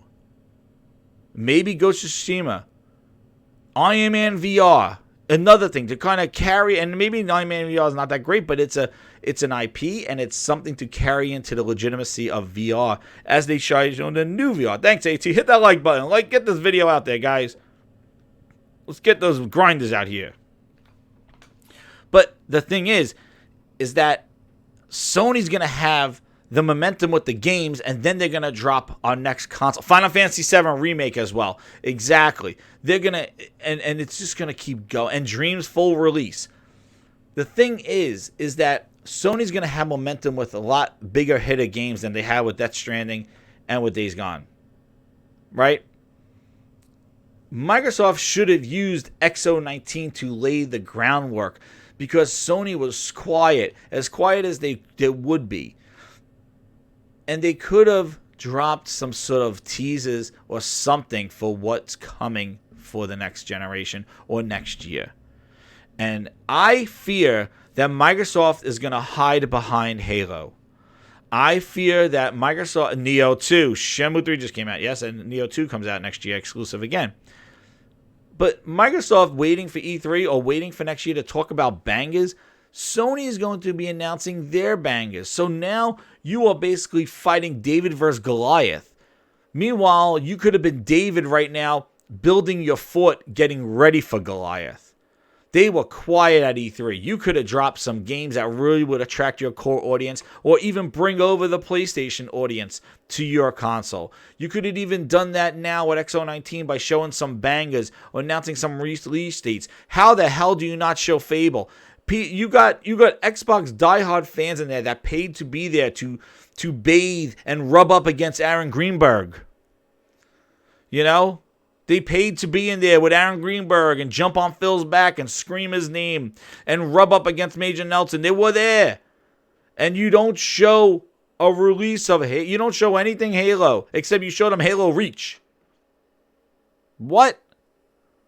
You had the Xbox core there. You had all those people there. And you don't say, hey, let's drop a banger. Fable, baby. People go crazy. I know. That's the thing. But then social, you got all those games. Akun, you got that game, Ghost of Tsushima. And then the PlayStation 5 on top of that. Exactly. And you're going to choose on Xbox with your kind of, as the studios say, from Mr. Where he is. Great example of the kind of game that we are looking for from the studios that we've acquired recently, which are, they're not going to be 90-hour AAA games. Well, that's the problem. So all those studios you acquired, if they're not making 90-hour AAA games, how the hell are they going to hold the candle to when Sony is talking out their next console? Now was the time to lay that groundwork for the next generation, and you didn't do it. Instead, you showed everything but to get somebody not invested to buy your next console. And people go, oh, it's too early. It's never too early. It's never. Look at how long they showed Death Stranding for. Look how long they showed Days Gone for. The reviews didn't matter. The game took on a life of its own because they showed the hit or miss with the way he showed it. But with Days Gone, they showed the gameplay. They let the gamers make a decision whether that game is for them. They didn't hide it behind NDAs. They didn't hide it behind some Game Pass subscription or hold it for an inside Xbox. Sony let Game Informer to go play it. They showed it. They let that's why Days Gone sold so well, because people weren't waiting for review scores to play their games. That's how I feel like on the Xbox side, you wait for the game, you wait for the review scores because you don't know shit about it because Microsoft marketing sucks ass. That's why. Who is he? He's an asshole, sir. I know that. What's his name? That is his name, sir. Asshole. Major asshole. And his cousin? He's an asshole too, sir. Gun is made first class Philip asshole. How many assholes we got on this ship anyhow? Yo! I knew it. I'm surrounded by assholes. The reader. Yeah. That's Philip asshole. Like, that's it, man. You lay the groundwork now, and XO19 did nothing to impress anybody. It was neat. Hey, good job. Here's your participation trophy. Thanks again. Even though Greenberg and friends hype this thing up, biggest XO19 ever. There's only 2 of them. XO19 big, like, yes, Spaceballs. But we don't wait. They don't wait for you. Wait for reviews. Goes like, that's why it's like Gears 5. Is it good? Is it good? They held on to that campaign for so long. The campaign, like, oh, we're saving the campaign. And meanwhile, they should have been showing that, because that was actually the strong point, I feel, in Gears 5. They should have showed that campaign, but they didn't. But their marketing is garbage. But that's why Sony showed you the games, let you made the decision. Now, Death Stranding, that's a Kojima thing. He's a weirdo with the way he showed it, but he did his job. You know? He made the mysteriousness of the whole game. That was the appeal. It's marketing, man. Marketing 101. Learn how to sell something. You give it value. You make people want it. You need a desire. You could slap something on 50,000 devices, 1 billion devices. Dude, 1 billion devices. Put this game on. If nobody wants to play the game, it doesn't matter how many places it is. I've always said this. It doesn't matter. And Sony makes a desirable game on one platform for you to go buy that platform to play that game because you want to. It wasn't like, well, I wasn't going to play that game, but it's in Game Pass, so I guess I'll try it. Oh, thanks, Microsoft. They have no time for this. Microsoft is not in a position for complacency right now. Microsoft has to be the aggressor, and they haven't been. They dropped the ball twice. XO19 was better than XO19. XO19 was better than XO18. But that's not saying much. And what they showed at XO19, I think the biggest takeaway is like nothing that gets anybody even excited to buy an Xbox this holiday. They had you're right before Thanksgiving. You're announcing some sales. Don't you think that it's a great time to kind of drop some amazing news that, you know, something's coming out? Nope. And they didn't do any justification to make you want to buy an X. We're over 2 years in there for the X, and what do we say? Red Dead Redemption? And maybe Gears 5? They added the grass back to Outer Worlds. Thanks, guys. Phil went back there and planted some grass seeds. Thanks. But too late now. The pictures comparison's already out. That's the problem. Oops, it was a glitch. We forgot to put all the trees and grass in the Xbox version. The pictures are out, dude. You have one time to make a first impression. That's it. The perception now is that the Xbox One X is not. It looks worse than the PlayStation version. Whether that's true or false, and this frustrates Xbox fans all along. These false narratives. But the problem is that Microsoft creates these narratives with their goofy ass shit and not being confident in what they're doing. Stumbling over xCloud announcements.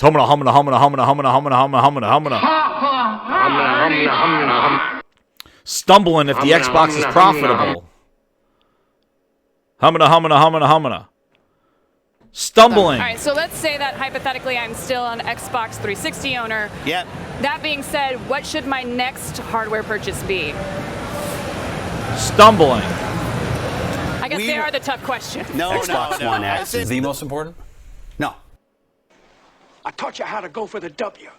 You could have been one of the greats. And now look at yourself.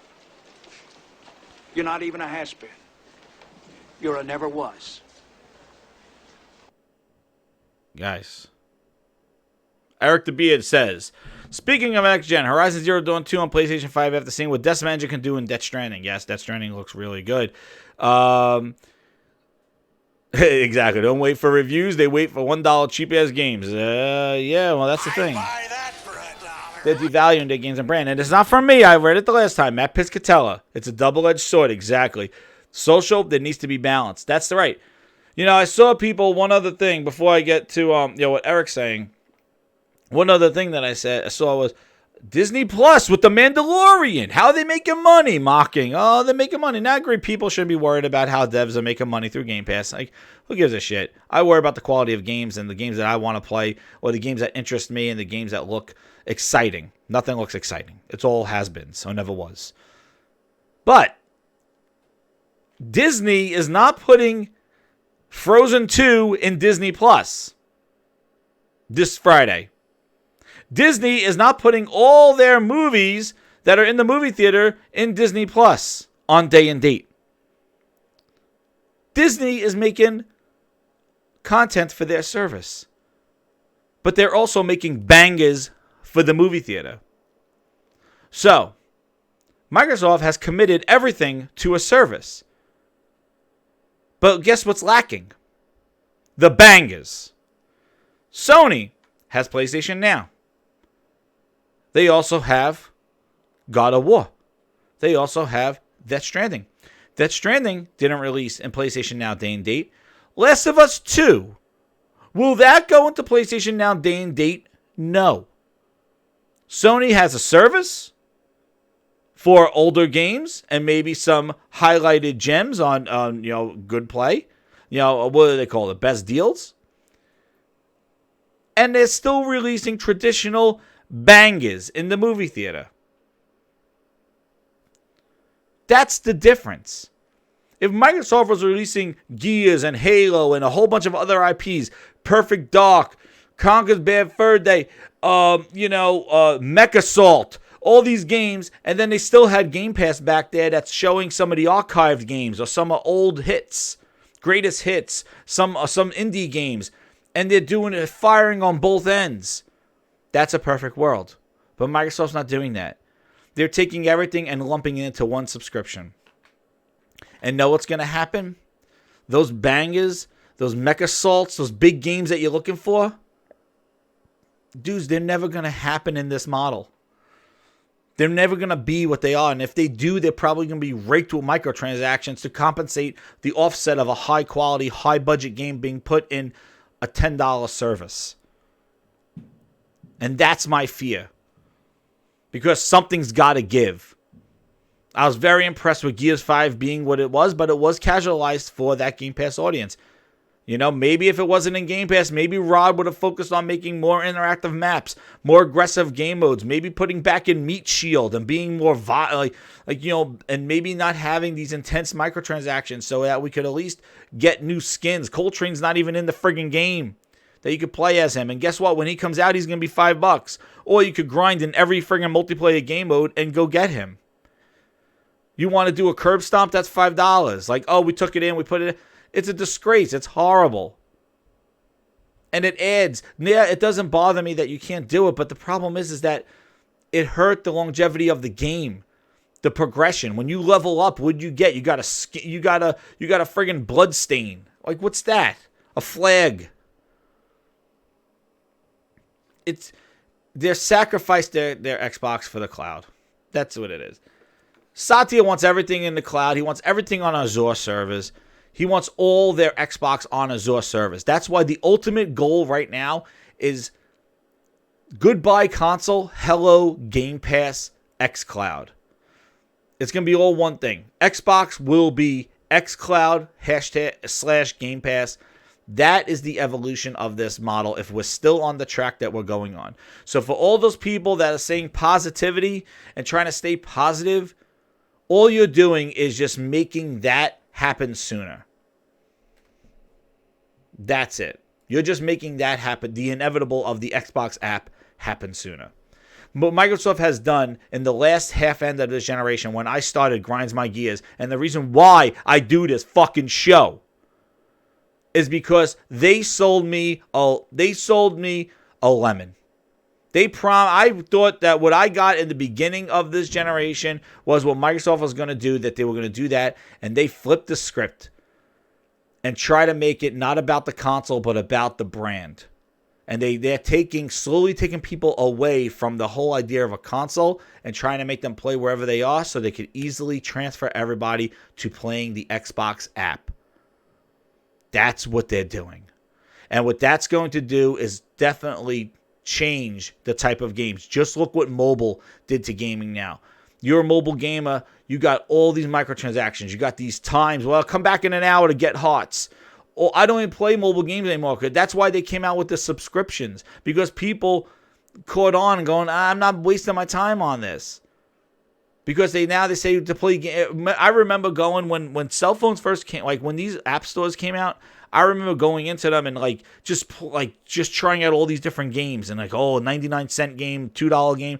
I was buying so much stuff until they were all started becoming free, and then they all had all these hidden mechanisms in it to get you to spend money. And I'm like, no, I don't want to invest in this game. I'm just trying to kill some time. That's the nickel and dime shit that social brings up. And I fear Microsoft going to full service is going to turn their games into that. And I don't understand the celebration of that. I don't understand people wanting that. Especially if you want the Xbox console to still exist. Microsoft could keep making them, I'm sure. But just like everything else, Zune, Kinect, Cortana's dead, all of them. Microsoft will cut it. Nokia phones. Oh, they're investing in phones now. They bought Nokia. Yeah, just to turn them around 5 years later and sell them off. Just look at how many shifts we had. It was all about Xbox. Then it was all about Xbox and Windows 10. Windows 10 store, Windows 10 store. And then guess what? That didn't work out. So now it's Windows 10 and Steam. Just in a matter of 3 years. What happened to the Xbox ecosystem? Now you put your games on Steam? They don't care about the Xbox ecosystem. But you want to know what? You make your bed, you sleep in it. I don't like it. And all I want to do is grave rob them. Give me some great games I can play on my PC, and you can do whatever the hell you want now. Because you want to know what? It doesn't even bother me anymore. It really doesn't. Because this is we're at the tail end of this thing, man. And if Microsoft comes out and says that, they already came out and said Halo Infinite's everywhere. And Sony comes out and go, Horizon Zero Dawn on PlayStation 5. It's a wrap. It's a wrap. Exactly. Yes, they did, Kuhn. No, it was Satya. It was like, it's all about Windows Mobile. We're still supporting Windows Mobile, and then a year later, he canned the whole thing. Just like if you go back and listen to Phil Spencer when he came on in 2015, 2016, he was talking about Kinect games and how they're going to support with HoloLens. Come on now.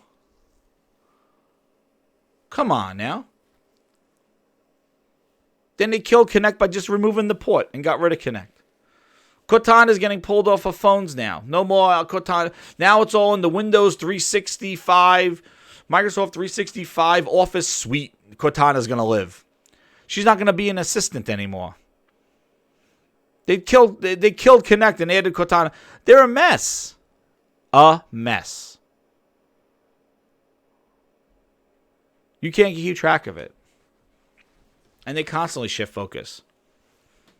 And what's happening is that's affecting the games. And, Phil Spencer wants to come out there, and it's about quantity. Quantity. They got so many games. That's what Greenberg said. XO19. Games. But the thing is like, you got to look at their frame of mind, because to them, like, he's happy about those. Oh, I'm so happy to get this game out. Like, and you look at it, and you're just like he was like, oh, Smilegate, I'm just astounded. Smilegate with oh my god. And you look at it, you're like, really? Yeah, it looks alright. And it says free to play. It's like, okay. And he's just like, oh, I'm so happy. It's like, Phil, do you know what the people want? You say you're listening. Oh, I hear you. That's all I hear. I hear you. And what did they do? XO19 ends and he does an interview right after XO19. Oh, I know we didn't show some stuff. We're going to show it at the Game Awards. Like you did that at E3. You said, I'm happy, but I didn't show you at E3. Tune in to XO19 being announced right now. You teased the next show right after you disappointed everybody with your show. Like, what are you doing, dude? What are you doing? And if you're saving it all to next year, all I got to say is good luck and God bless. That's all I got to say. And if Sony stays quiet and complacent, that's going to be on them. But I don't think so, because for as much as quiet as they stayed this year, they still were able to drop some news that shook the internet. They have that power. They got that brand, and now they got Sony is a force to be reckoned with. And, you know, like I said before, like, Microsoft could have used these opportunities at XO and could have used these opportunities to really set the groundwork for what their Scorpio, what their, you know, their transition to Scholar could have been, and instead they didn't. And, you know, now they're going to have to face the music when Sony's doing the same thing, you know, when they're both shouting. And, you know, I think Sony, and like I said, the biggest thing that I'm going to look for when they announce these consoles is if Scarlet is going to have its own exclusives. If it does, then we might have a competition. We might have something going on.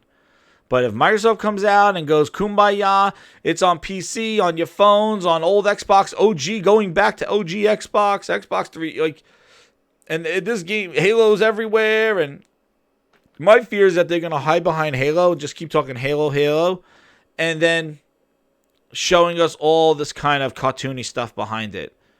And everybody's like, well, Phil, where's the big AAA IP? We got Halo. Didn't you see Halo? Yeah, Phil, but there's something else. Halo.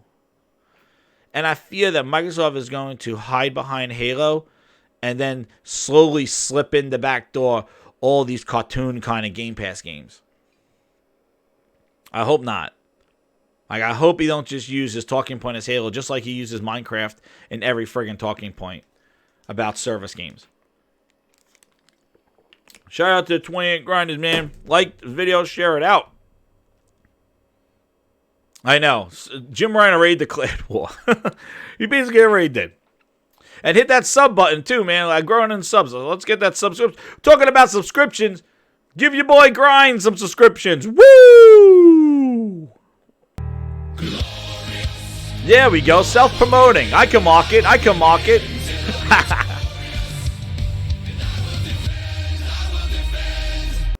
But, you know, and like I said, I think the Gears 5 thing, you know, and this XO, I just feel that they're not striking what they're supposed to strike. Like, you know, they got a lot of stuff to earn. They got to earn respect. And I think it's good. Some good moves with the Yakuza, good moves with the Final Fantasy, but you got to get the new stuff, dude. You can't just keep getting all these hand-me-downs. It's a start. We will see. But the biggest thing I'm looking for now after this is, like, hopefully Halo shows well at the Game Awards. I know they're going to show Ori there, which will look well, of course. But, you know, well, hopefully Halo, they show some gameplay or something. I hope they don't just show some kind of CGI thing. I don't know what they're going to show.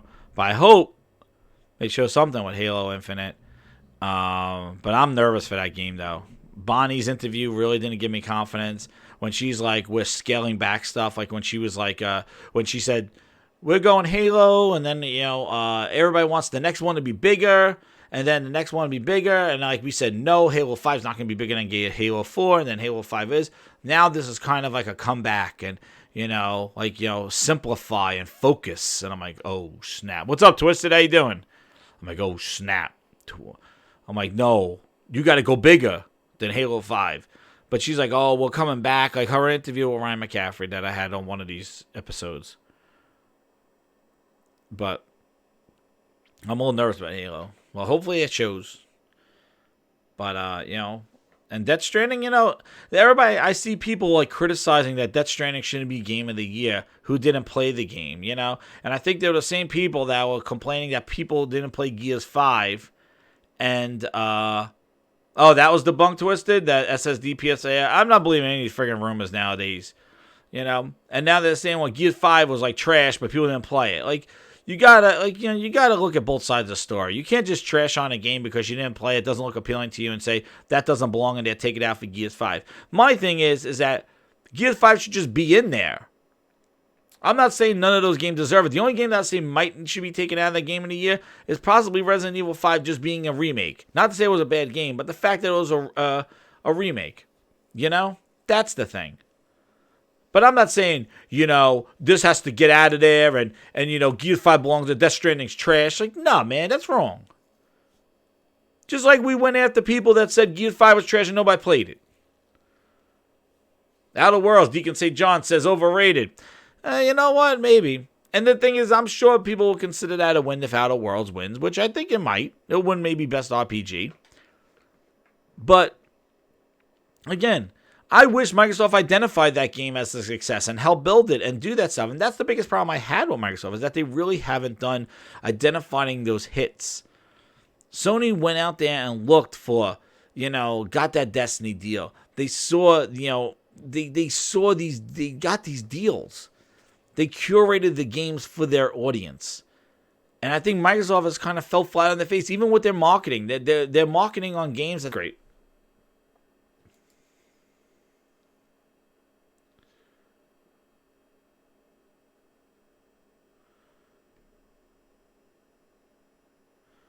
Well, there we go. Phil Nest. I'm back. Phil had had enough. That's right. But anyway, actually, that was kind of my cue to be like, wrap this up. Phil Nest came in. He tapped me on the shoulder. Oh, howdy ho, officer.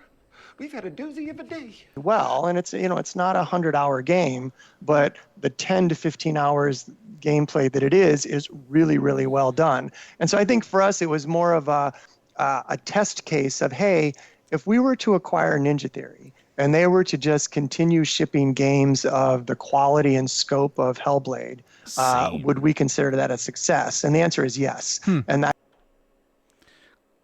If they just bought Ninja Theory and they just made the same scope game as Hellblade, that's a success.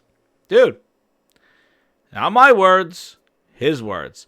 He's not saying, hey, we got Ninja Theory and we're going to make them take that core of Hellblade and make it huge and blow it up to be the franchise that it should be. He didn't say that. And grow the franchise and expand and make it a AAA or make it a bigger game than what it was. He didn't say that. He says, take Hellblade and just make me another Hellblade. That's good. How much is Bleeding Edge? $29.99.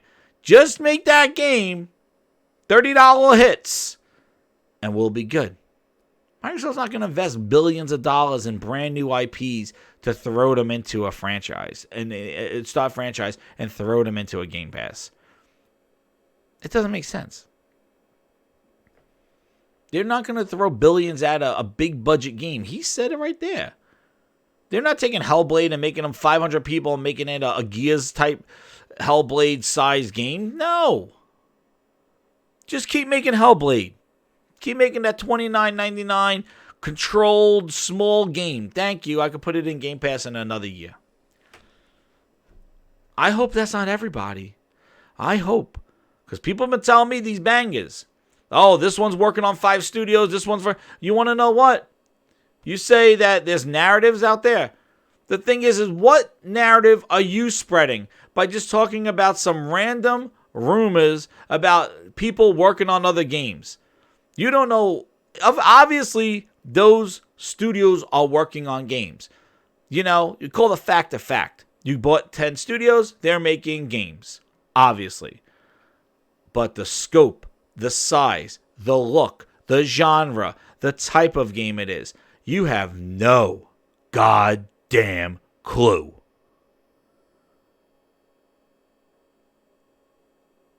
That's the problem I have. You taking that as fact.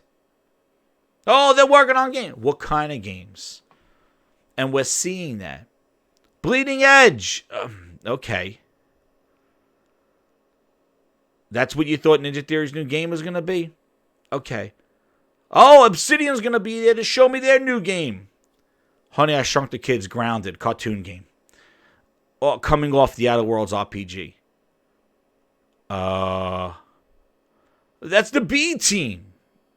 Okay. I'm sick of it. Here, we had 2 events already. 3 events after they keep announcing these studios, you have no goddamn clue what they're making. And if they're making something that people are like, that looks like crap, it's a B team. It's a passion project. You're going to run out of excuses soon. Because I think those are the games that Microsoft wants exactly. That's what they want. All right? That's what they want. And I think all you people are blind to acknowledge it, because you're like, no way is Microsoft going out like that. Oh, hell yeah, they will. Because guess what, guys? They have no friggin' shame in showing you that stuff and hyping you to pay for events, to tune in to Inside Xboxes, to go to London, to bleed green, to rub against Phil, to rub Major Nelson, to jump on Aaron Greenberg's back, to get fake tattoos, to do all that stuff at XO19 just to show you these type of games. They have no shame in it. And if they have no shame and they're like games, you got to question what the hell what I consider a big game is not what the hell you consider a game.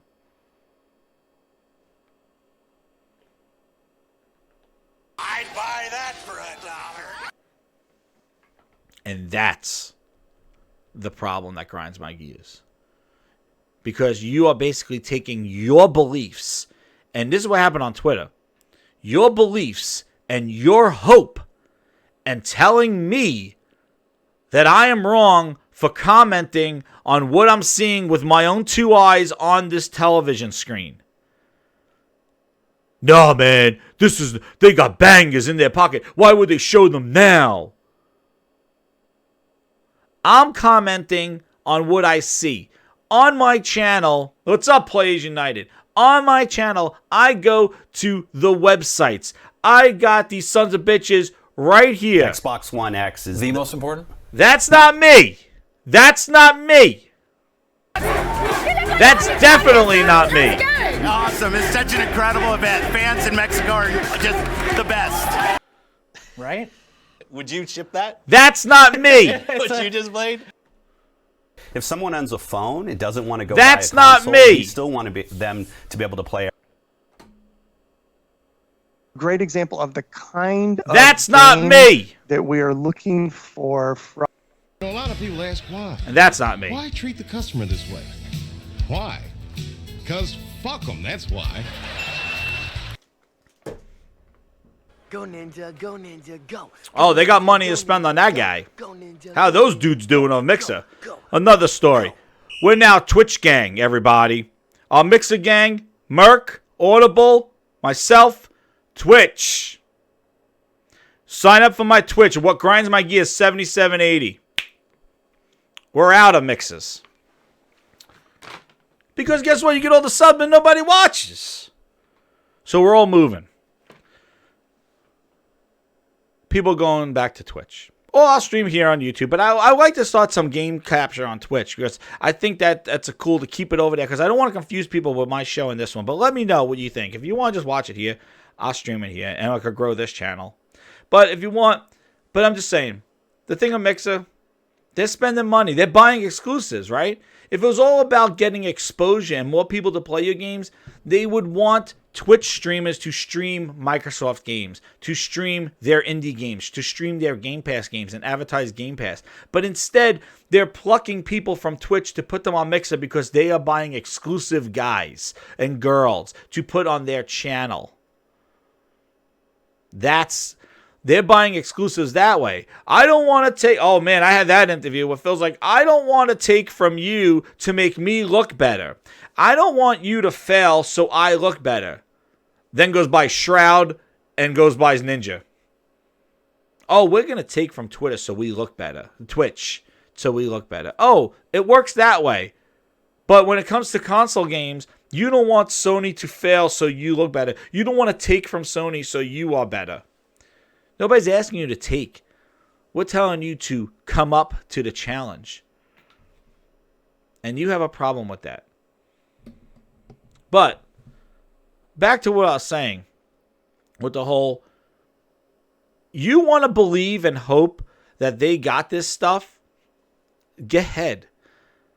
But if somebody doesn't like what they're showing now, what they wasted my time watching now, and tell me fear-mongering, scare, who am I scaring? People already know it's trash. People already know it's shit. I'm not scaring anybody. The only people that I'm scaring is you. The only people that you're fear-mongering is you. Because it puts doubt in your beliefs. Because yet another show has happened. And Microsoft didn't deliver the goods. So now your beliefs are being chipped away at slowly and slowly and slowly. That's who I'm fearing. That's who's fearing. Nobody else. Fearmonger who? The Grindhouse? You fucking guys know where it's at right now. You guys know where it's at. Nobody's afraid.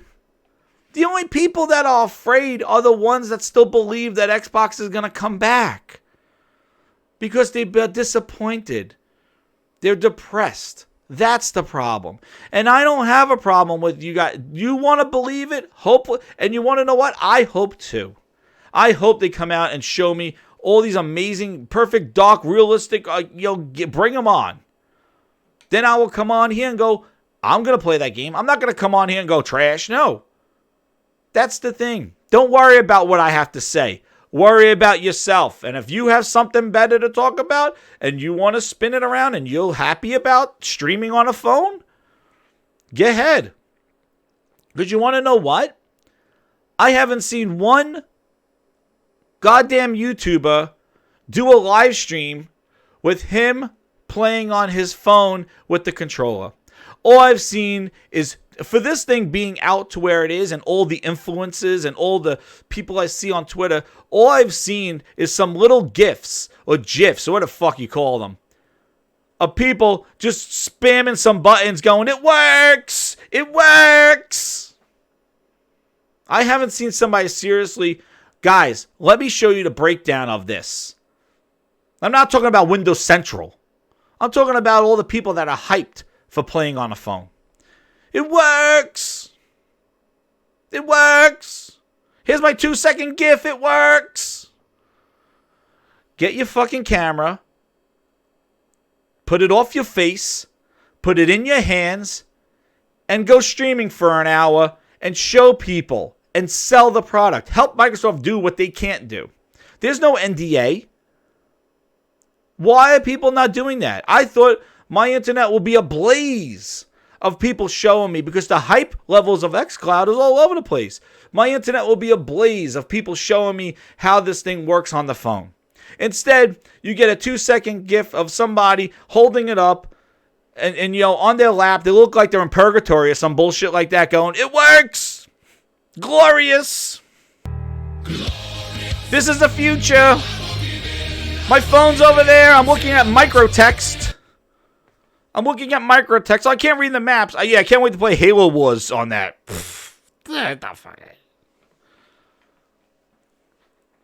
But for the amount of energy that went into this xCloud, I thought people will be like, yo, check this out. Here's my camera. I'm streaming right now. Here it is. Here's the controller. Here's the game. Watch me. Let's go. I haven't seen a lot of those. Again, it's wasted energy. Because that's not what we want, dude.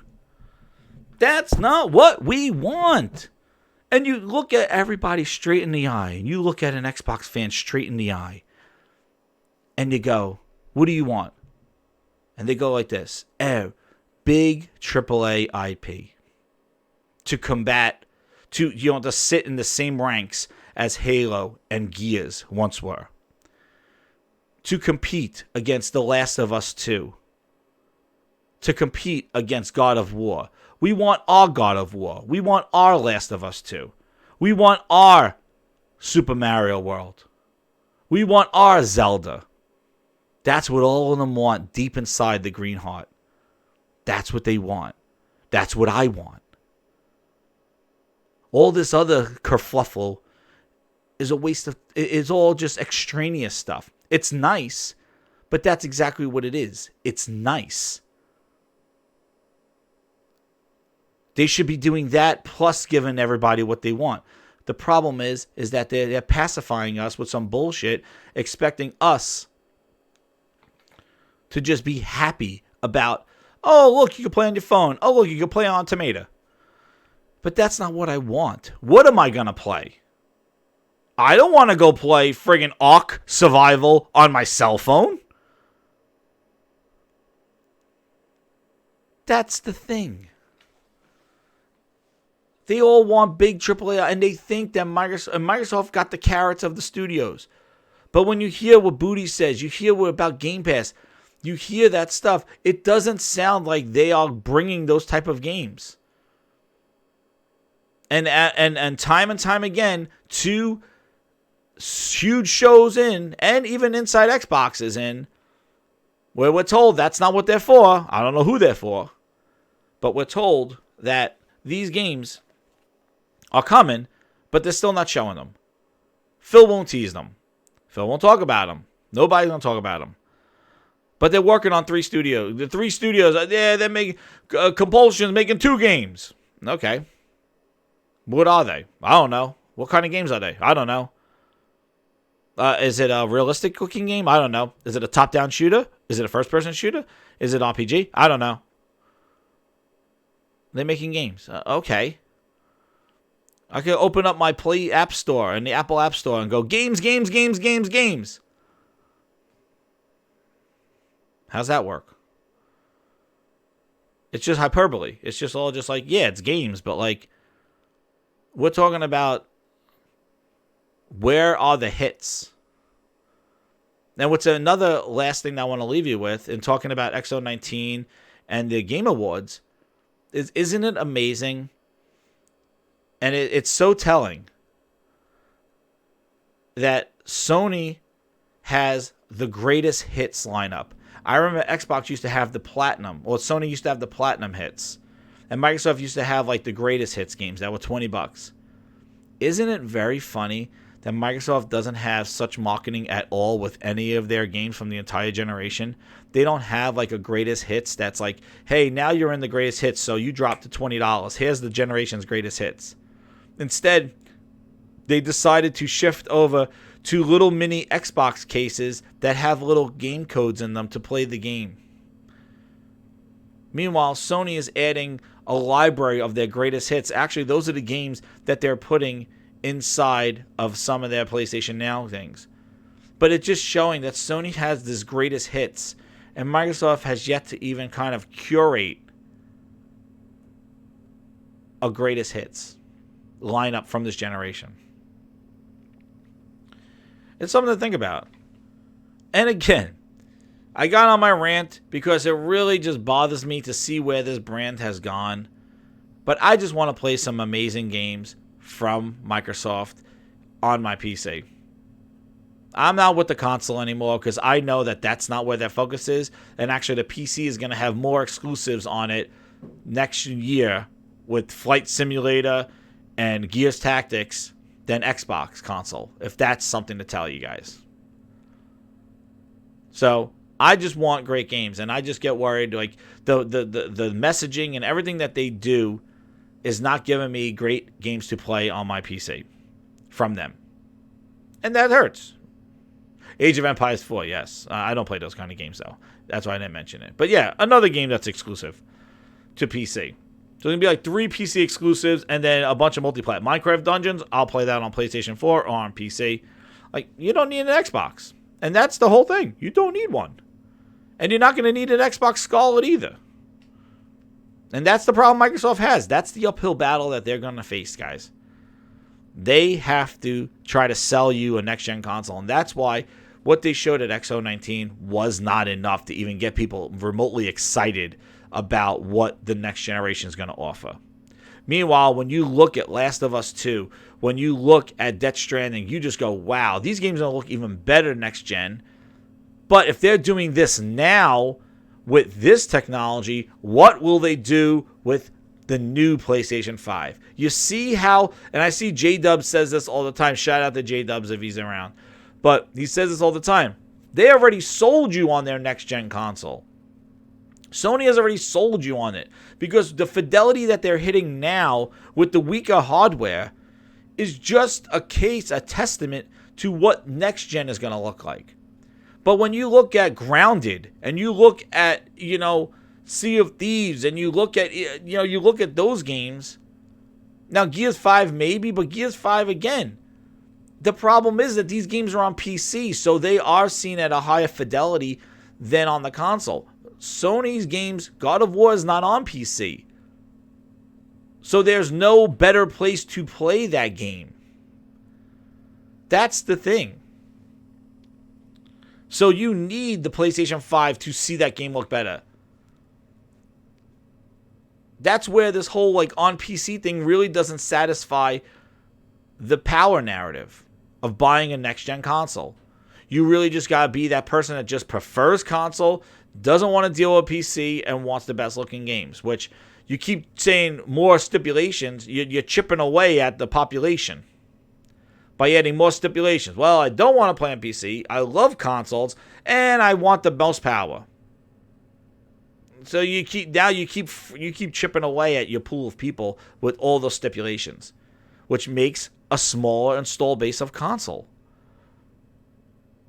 But if somebody says I want to play the best games, the best looking, the only place to play, there's your PlayStation 5. There it is. That's a bigger pool of people. You want to play a highly rated games, or you want to play game of the year? You want to play only here? You want the best looking? That's it. With Microsoft, it's more limiting. And that's the battle of next generation. And we will see. XO was a little bump. I don't think they did. I like Rare's game, though. It looked cool. But that's what Rare does. That's why I'm not hating on Everwild. Because that game was cool. I liked it. I want to see more of it. I want to see what it is. I know they said it's in pre-production years out. Oh, jeez. But it looks cool. But that's what Rare does. I wouldn't expect, if Rare could have done Perfect Dark or Conquer, oh my goodness, that would have been great. But, that's what they do. But then everything else trailed kind of looked similar to that and took away a little bit of the luster of that first game. Because kind of Grounded, and, Grounded might be cool. It might be neat. It's a preview game. It's in game. Again, neat. That's cool. I'll check it out. How long are we going to keep saying that? For 3 years? It's in Game Pass. I'll check it out. Looks cool.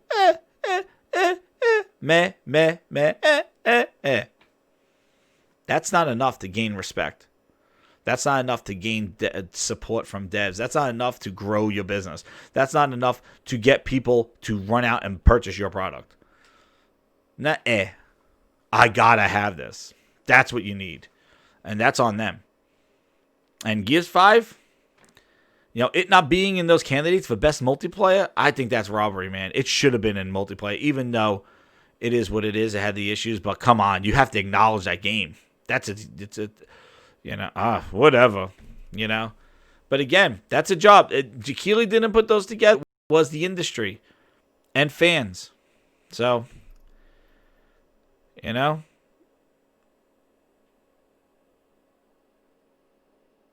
don't know why this always happens around this time. But with that, I've talked a lot. I talked about a lot of things, but it was due. It was due. I had to build up, guys. But, hit that subscribe button. I appreciate it. Hit the notifications because, I do these. Try to do them once a week.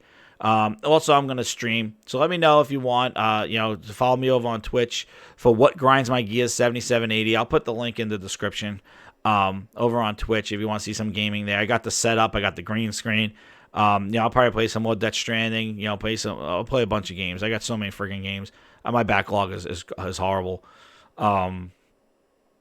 But yeah, I might even do some VR stuff because I have my whole VR setup right here. So I might even do some VR games like Blood and Truth and stuff. But yeah, whatever you guys want, hit me up on Twitter. It's Jez7780. What grinds my gears, and tell me what you want to see. I'll make this content for you guys. It helped me vent, but it also, I appreciate the interaction, the talking with the Grindhouse.